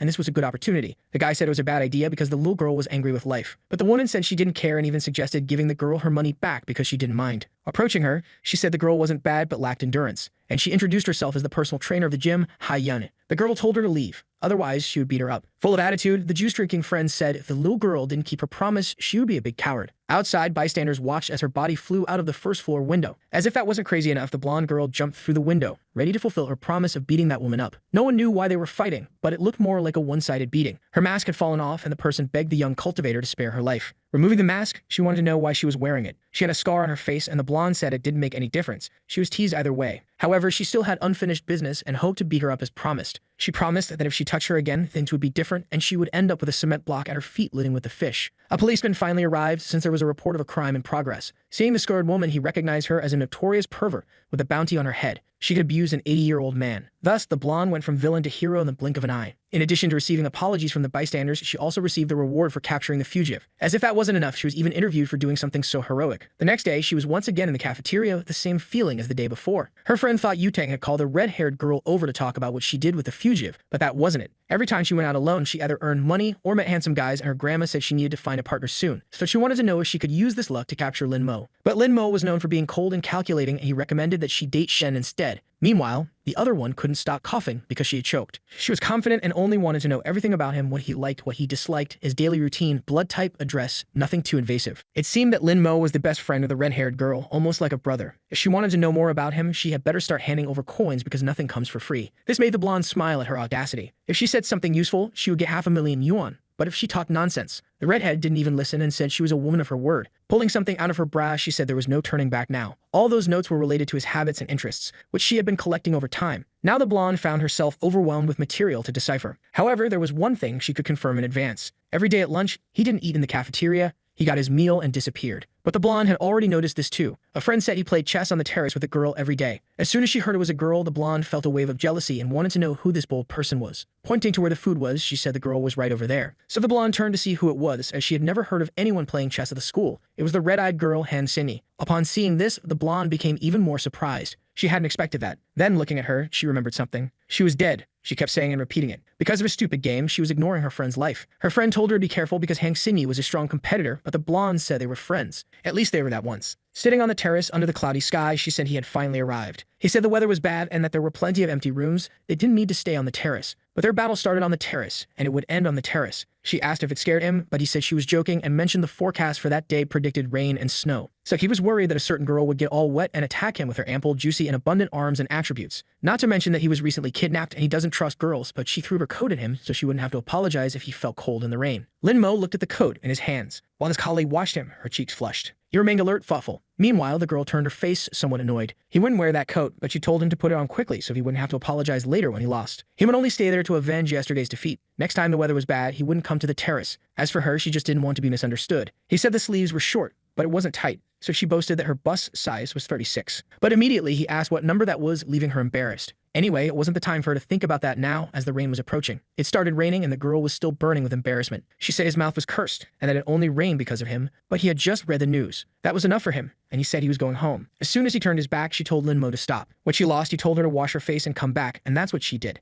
And now it was raining. Today they would play, no matter what. Trying to be spontaneous, she invited him to play because she needed to beat him today. Looking at him, she felt annoyed because of the expression on his face. Irritated, she told him to go home if he didn't want to play with her. The girl stood in the rain, her clothes becoming transparent, feeling upset with Lin Mo. After venting, she looked at him discreetly. To her surprise, Lin Mo agreed to play, but only one match. Now it was his turn in the game. Realizing they were about to play, she looked at him a bit happier. Only to say that, actually, it was her turn to play. Because she was so powerful, she spent much of her life being feared, never having a friend or anyone she could trust. She was prepared to be the queen of demons, to commit genocides and lead. She didn't need to feel affection for anyone, but she managed to feel that in this world. Someone who accepted her spontaneous invitations. Someone who wanted to do things she liked to do in her company. For the first time, she felt joy in doing something like that. He sneezed, and the little girl wanted to know if her master was okay. He said he was fine and wanted to know how the Dark Gate was doing. Everything was fine. She had published all the Sinan she had received from him, and 8 had already been sold. That way, there would be compasses for her to find yin energy, so the demonic sword wouldn't dare to be so aggressive. She should hide everything related to cultivation at home until the wall that was destroyed could be repaired. Suddenly, a woman appeared, calling him by name. She wanted to know what he had done with Yutang, as she had received several gifts from her, and the girl said she wanted to talk to him. Lin Mo said he had done nothing and hoped she would knock on the door next time. But they had guests, and she wanted him to go downstairs to greet them, but it would be a hassle for him, and he needed to take a bath. This upset her because Yutang was after him and he ignored her, but a marriage between them would be excellent for his family. She returned and asked the blonde to wait because Lin Mo was taking a bath to look even more handsome. The woman said she, her husband, and her son needed to leave and the blonde could stay with Lin Mo, but she just wanted to tell him something and leave right after. She called her husband to leave and said they would only return the next day after lunch, but the blonde said it wasn't necessary. The poor blonde just wanted to apologize, but the more she spoke, the more she was misunderstood. She was so nervous that she felt the need to go to the bathroom. So she began walking around the house looking for the bathroom. Then she saw a small crack open in a door. Unexpectedly, Lin Mo came out wearing only a towel, showing off his chiseled physique with no apparent fat like a Greek deity. That's when he noticed someone standing in front of him, wearing just a towel.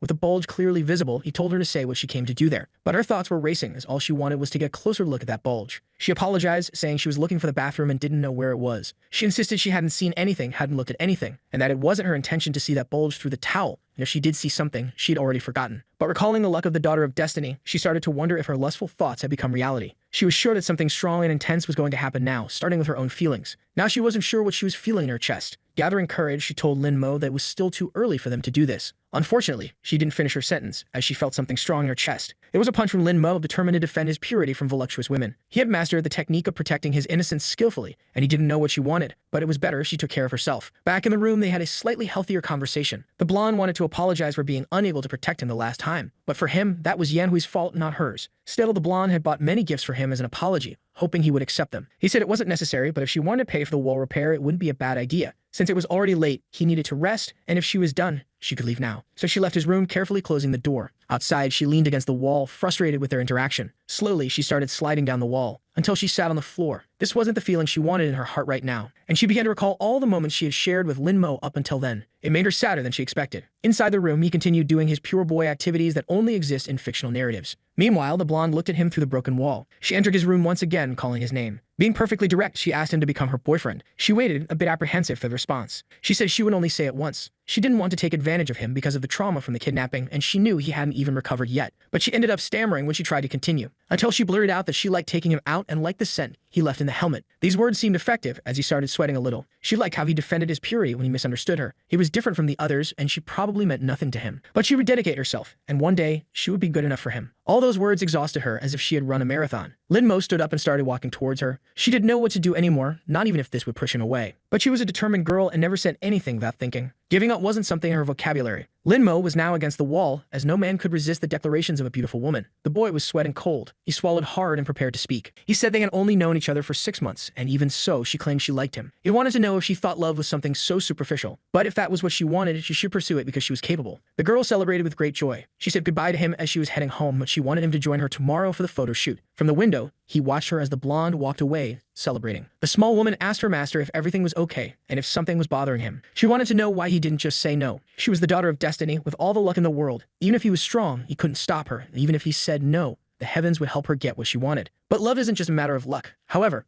if luck touched his heart, which had been alone for 10,000 years, then there was no reason to stop it. This was definitely something to think about. Love-struck and simple people are just as foolish as anyone else. The next day, they told him to look at the camera. Now he is well-dressed and posing for photos. In another outfit, he strikes another pose. This time, he's dressed as an athlete. The blonde says these clothes don't capture his essence, and that the school uniform suits him best. It doesn't make sense to him, but the blonde insists on the school uniform for reasons she doesn't say out loud. Now he's wearing more formal attire. Finally, they reached the voting results. Lin Mo won, but they didn't know his immediate background, so the boy would need to be tested. One of them wanted to know how they would do that. The redhead was in charge of this, and if she was worried, she should show him to them. She immediately remembered the blonde and the reaction she might have. She set the meeting for the next day at the hotel, at 6:30 in the evening. However, they never said whether they would attend or not. But the world was at risk. They needed to be extremely careful with this. After that conversation, he hung up the call. It was finally time to meet Lin Mo. The employee wanted to know how they would handle what she had requested. She wanted to change her scenery, so he brought 20 school-age girls. He ordered their feet to be tied and their legs to be broken. Then he had them thrown into the sea with stones tied to their feet. None of that trash compared to what was in Yutang's arms. Besides not looking exceptional in the photos, Lin Mo didn't seem special. One of them asked why Ju had a sword if she said she would come in casual clothes. She had never parted with her sword.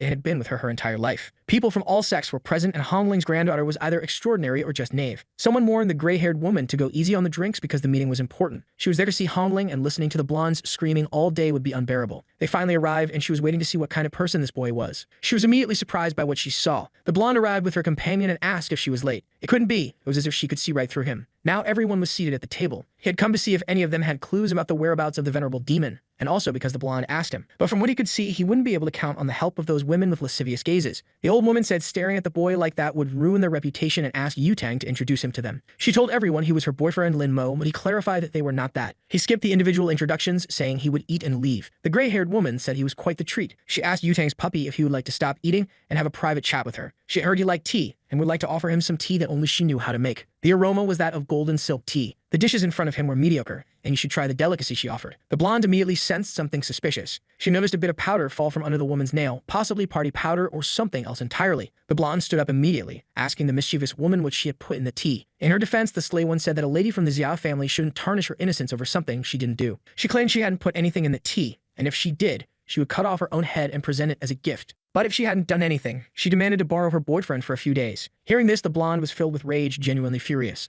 Approaching her, pressing her own attributes against the others, she dared her to repeat those words if she had the courage. She was certain the tramp had done something, but perhaps it was just provocation. So she told Lin Mo he shouldn't drink what the woman offered. The other woman insisted that it was up to him to decide what he did or didn't do. Whispering to her, she said that no one in the immortal world knew her true identity, and she was willing to reveal it to everyone. The gray-haired one warned the girl to be careful, as it was by her mercy that she had lived so long. The boy realized that Xian Yu was quite the troublemaker and wondered if all female cultivators were like that. Once again, she asked if he would like to have some tea, and indeed, it seemed like she had put something in it. It was colorless and odorless, but he felt a strange energy, a kind of venomous parasite, one of the most difficult to distinguish. He couldn't even differentiate them, which is why such a crude method had lasted for so long. Everyone there saw it, but no one did anything. This dinner was undoubtedly a test to evaluate him. If he drank it with his power, the poison wouldn't take effect, which could raise suspicions. But if he refused, they might think he was an expert and would try to confirm it, making his cultivation difficult in the future, as they would always be cautious around him. It was a difficult situation, and he wasn't sure if he could get out of it, but then a hand slammed on the table and grabbed the tea. The blonde drank the entire cup. It was so unexpected that Lin Mo dropped his food from his chopsticks. She drank it for him, hoping they would remember the type of relationship they had if anything happened to her. That was enough, and the old woman said she brought a treasure and wanted to show it to her. She asked if it wasn't cute, but it was just a strange rat. This rat sought yang energy, looking for people with bodies capable of cultivating, and it seemed they were going to use it to determine if Lin Mo could be her partner or not. There was just one detail about this. In his family, not a single person had been able to cultivate for the past 18 generations. To her surprise, the rat began squealing non-stop. Without leaving the old woman's hand, it was practically going crazy. Everyone was shocked by the rat's intense reaction. The gray-haired woman told the old lady to let the rat move. As soon as she released it, it swiftly leaped across the table towards Lin Mo. Then it jumped at him, but he flicked it away with a single snap of his fingers. Since he was still eating, he asked the old woman to take care of her rat. But he said it didn't matter. It seemed her friends didn't like him, so he was leaving. However, the blonde asked him to wait. She wanted him to at least listen to what she had to say. The one with the blindfold said the rat was always shy. Even if it encountered a body with pure yang energy, it would just observe. Shocked,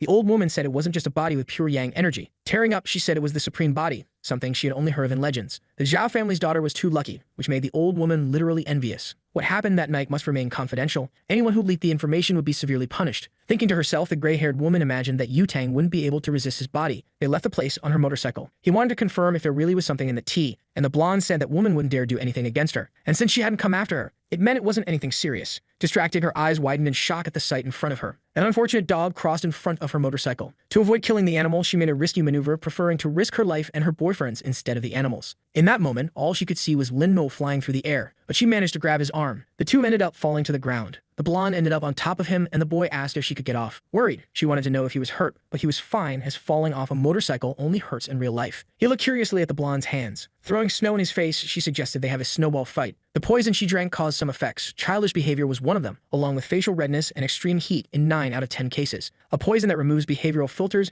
making the victim susceptible to bullying others or having very lascivious behavior. Thinking about this, he looked at the stunning woman who seemed eager to sit on his face. So he agreed to play for a while, as long as they didn't take too long. It reminded him of the past, when he was asked to play all day. Normal people could take a break, but as a cultivator, he shouldn't. She knew that with demons around, he wouldn't do that. In fact, she had been waiting and waiting for him all this time. She was upset. He still wasn't an immortal emperor, but the elders said he had the potential for it. The girl wanted to know how long it would take him to reach that status. Until he attained immortality, lived in paradise, became an emperor, and defeated the demons. Anxious, she really wanted to know how long it would take. 1,000 years, 10,000 years. If that were the case, it was possible the world would end long before. Besides, it was possible he would never marry a mortal like her. All she wanted now was for him to dedicate half an hour of his day to play with her in the snow. After that, she apologized for putting him in a difficult situation. She told him to go on and be the hero he wanted to be. Perhaps in the next life, they could meet again. Who knows? Because she will keep bothering him to enjoy the snow with her. The monstrous sword says this generation of cultivators is foolish. He shouldn't have given that place to weak mortals. Since the Demon King doesn't care, he's going to destroy that place. The girl crawls, the air is so heavy she can barely breathe. As soon as he gets close to her, the monstrous sword strikes with force. But the emperor appeared to protect her. Angry at what the sword had done to the place, he launched a strike with his own sword. The monster was irritated because, despite being a demon sword,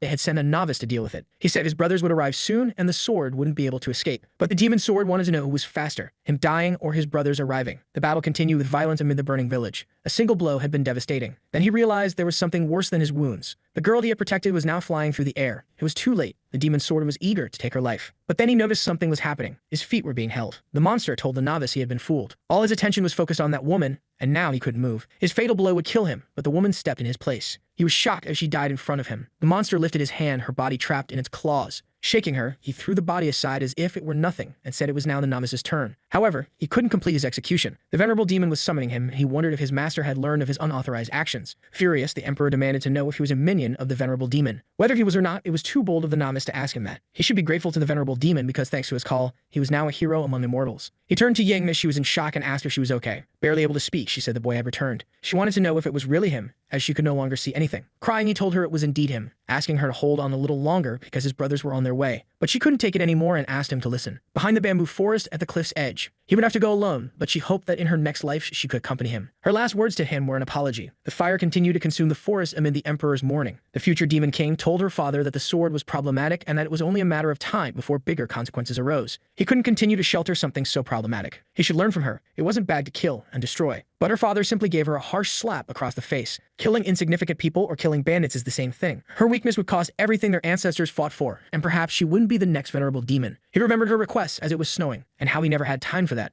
until his eyes met something. Looking at the moon, he recalled what she used to say, that if he kept practicing, his hair would turn gray. His memories made him cry, grieving. She told him to be a hero so they could meet in the next life. Now the one standing before him was the blonde. But he remembered the promise of his first love, that she would keep bothering him to play in the snow with her. All he wants now is to stop lamenting and not continue making the same mistakes. The blonde looked at the screen puzzled. She ended up encountering something unexpected. She needed to read it carefully. Wei Qin had attempted to take her own life and succeeded. She mourned for this woman. Soon after, another message appeared on the computer. The person wasn't well and was canceling that gaming team. Now she was furious with Han Xinyi. All of this was undoubtedly her fault. If it weren't for the blonde, she and Xinyi wouldn't have ended up in this situation. Almost losing consciousness, she lamented for Wei Qin. Meanwhile, the ominous woman wanted to know what would happen if the blonde ceased to live right there. But she apologized as she hadn't imagined her family would put so much pressure on her because of a tournament. Then another person appeared before her saying that it wasn't true. It wasn't just about the game. She wanted to know how Han Xinyi was there. Stabbing a knife into her chest, she asked if she really wanted to know how. If that was the case, she should think carefully about it. The truth about the matter. She was sure the blonde would find the answer eventually. Slamming her hands on the desk, the blonde asked her to wait. But now she was alone in the classroom. The blue-haired girl appeared and said it was lunchtime, asking if the blonde had eaten. Approaching her, she wanted to know where Lin Mo was, and the girl said she knew that question would come up, so she prepared in advance. He was on the terrace and wasn't alone. This made her jealousy grow. Seeing that the blonde was leaving, she asked her not to get into trouble. She didn't want to believe that someone like Xinyi was interested in someone of the opposite sex. Besides, she had never heard her say anything about it. She wanted to see with her own eyes what they were doing up on the terrace. Her eyes were in shock. Apparently, it was true what people said. The two were there playing chess. She approached the girl and said that everyone at school knew she liked Lin Mo, but it seemed like she was unaware of it. But the girl replied that they had been playing there every day since they met, and everyone at school knew that, except for her. The blonde was deeply irritated. Since she was there, she had something to ask her, something related to her older sister. But the brunette said the question made no sense because neither she nor the blonde's older sister had anything to do with her now. She knew she was at fault, but she just wanted to know why she hated her so much. The brunette stepped even closer to her. Staring directly at her, she said the blonde knew nothing. Curious, she wanted to know what she didn't know and asked her to tell her right away. If she cared so much for Wei Qin, she should search for herself. With her current strength, it shouldn't be difficult. The blonde said that if this was a bad joke, she would make her regret it. Touching Lin Mo's shoulder, she asked him to come with her. He could play with her, as she was good at it too. But the brunette held the blonde's arm while she did, leaving Lin Mo and the blonde perplexed. He didn't want their chess tradition to be broken and said the blonde was being too friendly with him. So if the blonde said she was his girlfriend and wanted to know what the brunette was, and she replied that she was the only one at his level in that game. Standing up, he said he didn't belong to anyone, and if they intended to talk, he would leave. Before he could leave, the blonde grabbed his arm. If he was going, he would go with her. Finally, he told Yu Tang that she was being very childish. She told him he could go and tell the teacher then. But the blonde didn't know why she felt this way every time she saw Lin Mo in that woman's company. Then Xinyi grabbed her arm. This immediately sent the blonde into a fit of rage. It was the second time she had grabbed her like that. The brunette wanted to know if that was a problem, as she didn't care at all. Furious, the blonde said she had already told her that she liked Lin Mo. Burning with jealousy, she wanted to know if she was trying to steal him from her. The brunette said she was tired of the blonde harassing a boy like him. Manifesting her aura, she said she wouldn't repeat herself, and the blonde had better let go of her immediately. This irritated Xinyi,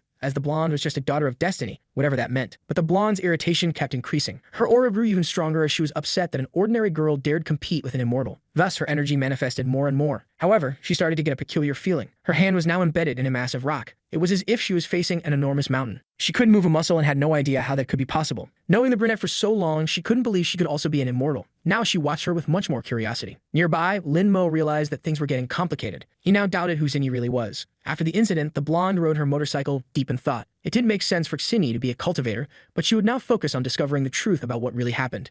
On the phone, someone told her they had obtained the recording she requested and that the incident involved, but she interrupted them, asking them to send the video immediately. Until then, there hadn't been anything suspicious in the recordings and she hadn't suspected anything. Since her luck was increasing, that dream must have had a meaning, and now she needed to see it through to the end. Watching the video, she noticed something. It was the building near where the accident happened. In the recording, she could see Xianyu walking, and she recalled the veiled threat she had heard from her. Xianyu was attacking mortals again. This time, she wouldn't forgive her. Inside a club, some guys mentioned that it was a privilege to be with the immortal from the Yang family. Focused on her phone, she told them to interact with each other and not to bother her. It seemed her mind was elsewhere. From what she had researched, Lin Mo was an ordinary person, but she suspected his past might have been concealed. A supreme body of pure Yang energy. It made her furious that the blonde had obtained something so valuable. A loud impact struck the door. It was the blonde arriving full of rage. The blue-haired guy wanted to know what brought her there. She slammed her hand on the table with the recording. There was something she needed to ask Xianyu. The gray-haired woman said that her family members never changed and that the blonde never had manners. Then she ordered her lackeys to leave. Only the women and the blue-haired guy remained. The blonde wanted to know why she had been with the girl that day. She looked down cynically. She said she didn't know what the blonde was talking about. Since she didn't want to tell, the blonde decided to refresh her memory. In the past, Waikin was part of her team, and they had made it to the finals of the spring selection. The team they defeated in the final was called Heaven's Gate. The gray-haired woman asked if she was supposed to be impressed already. Angrily, the blonde ordered her not to lie. She knew that Xianyu was the leader of that team. Out of jealousy, she had injured Sinyi and killed Waikin. She did it just to spite the blonde and satisfy her sick pride. Xianyu placed a mocking hand over her mouth. She sighed after hearing everything. Then she started laughing uncontrollably. But the blonde, taking the situation seriously, asked why she was laughing. Xianyu said Yutan was really adorable. She then lit a cigarette patiently. Back then, she was bored and formed a team that ended up losing in the finals. She didn't know anything about the other team and only found out now that it was the blondes. But if she had known it was her on the other side, she certainly wouldn't have missed a second opportunity. The blue-haired guy said that the gray-haired woman came from a traditional family of immortals and wouldn't waste her time with such trivial matters. Since she had been bored back then, she just wanted to walk a little. It didn't mean anything. And she claimed not to recognize that girl. Being in the same recording as her was just a coincidence. Grabbing the phone from her hands, the blonde questioned if it was really just a coincidence. They entered the building together and Tianyu came out after Waikin jumped. That wasn't a coincidence. But the gray-haired woman said many people passed through there and assuming she had anything to do with it was premature. However, if the blonde wanted to fight, she could go ahead as she wasn't afraid of her. This time, she would take it seriously and wouldn't hesitate for a second, so it was best for the blonde to leave before she got angry. Furious, the blonde kicked a nearby object. She told the woman to repeat what she said,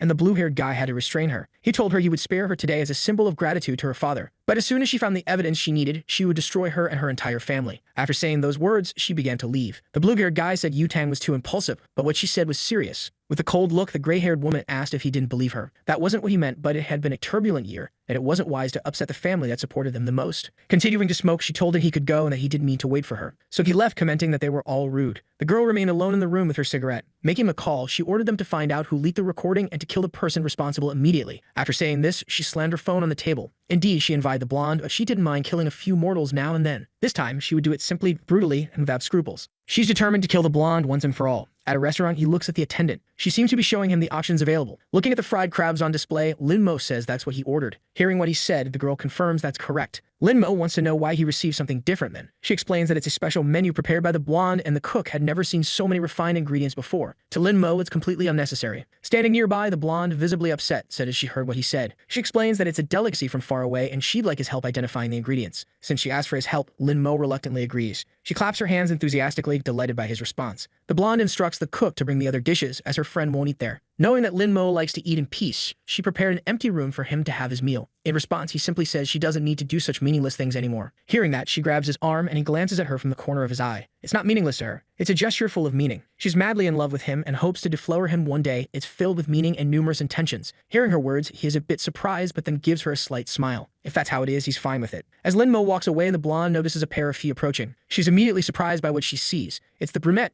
inviting Lin Mo to play another game. The blonde steps between them, suggesting they start in the room she reserved for him, and if he wants to play with someone, he can play with her. Seeing this, the brunette comments that the blonde is always like that, assertive, carefree, and always causing trouble for others. She extends her hand and gestures around. There are several students watching what's happening because lunchtime gossip is irresistible. She explains that she did all this so Lin Mo could have peace, but all she's managed to do is draw even more attention to him. Not to mention that her body was hurt because of the blonde. After hearing that, the blonde shouted that enough was enough. She shooed the onlookers away, telling them they had nothing to gain by watching and didn't need to stay. After that, she sighed deeply. She finally admitted that she had analyzed her problem with her older sister and knew it had caused her pain. She was aware she had caused trouble for her and understood why she was hated. There was no way she was handing Lin Mo over to her rival. Nor did the brunette want to give up her chess partner. As the two argued, Lin Mo announced that he was leaving. The truth was he was deep in thought about the brunette's nature. Seeing him leave, the blonde tried to get him to stay. However, the brunette extended her arm in front of her. She asked her not to cause more trouble for Lin Mo. Yutang said she didn't care, she was a cultivator too, but she shouldn't use the game as an excuse to stay close to him. If she liked him, fine, but she shouldn't interfere. However, if she was getting close to Lin Mo just to take revenge on the blonde and hurt his feelings, things would get complicated for her. But that wasn't the case at all. Completely blushing, the brunette said she didn't like him. They were just chess partners, nothing more. Hearing this, the blonde let go of the brunette's collar. Since she was being honest and had good intentions, the blonde would let it go. She made it clear that the brunette was no competition for her because she could offer Lin Mo everything, and she wondered what the brunette could offer him. Without hesitation, the brunette said she could play chess with him, which silenced Yutang. Holding her head in her hands, she said she couldn't deal with it anymore. Now she was alone on the terrace without her friend. She reached her hand out across the chessboard. Playing alone was definitely boring. She had played alone for decades, but this time it was the dullest session of her life. She looked attentively at the terrace door. After what happened, he still hadn't arrived, and she remembered what the blonde had said to her about what she could offer Lin Mo. Indeed, she didn't know how to answer that. All she could offer was a cold terrace and a game of chess. Since she had recovered some of her strength, the cold didn't bother her, and Lin Mo, being just a mortal, had been playing with her in the cold without complaint. This left her in shock, as the venerable demon seemed to care about a mere mortal. But as a demon king, if she took the world for herself, she could offer everything to Lin Mo. While she was lost in thought, she heard the door open. She immediately went to see if it was Lin Mo arriving, but it was only a small creature. She didn't know what to think. The cultivators here were weak, and the only real threats were the immortal emperor and the demon sword. Leaning on the railing, she thought some more. In thousands of years, she had never felt this way, anxious, and she wondered if he had gone to the room Yutang arranged. She figured that young people of this era were sensitive, and that maybe he had gone there because of what happened earlier. However, she didn't know why she was thinking about him so much. He was just a chess partner. What the blonde said had made her think. She didn't like him, and she hoped Lin Mo didn't misunderstand her feelings. But she decided she would explain herself soon, to avoid any misunderstandings about how she felt. When he answered the phone, she introduced herself. He said he knew she was a good girl and would find someone better, then hung up the call. That was definitely not what she expected. Throwing the phone on the ground, she muttered that he should listen to people before jumping to conclusions. So the video ends here. If you don't want to miss the next part, activate the notification bell, and see you next time on Tob's channel.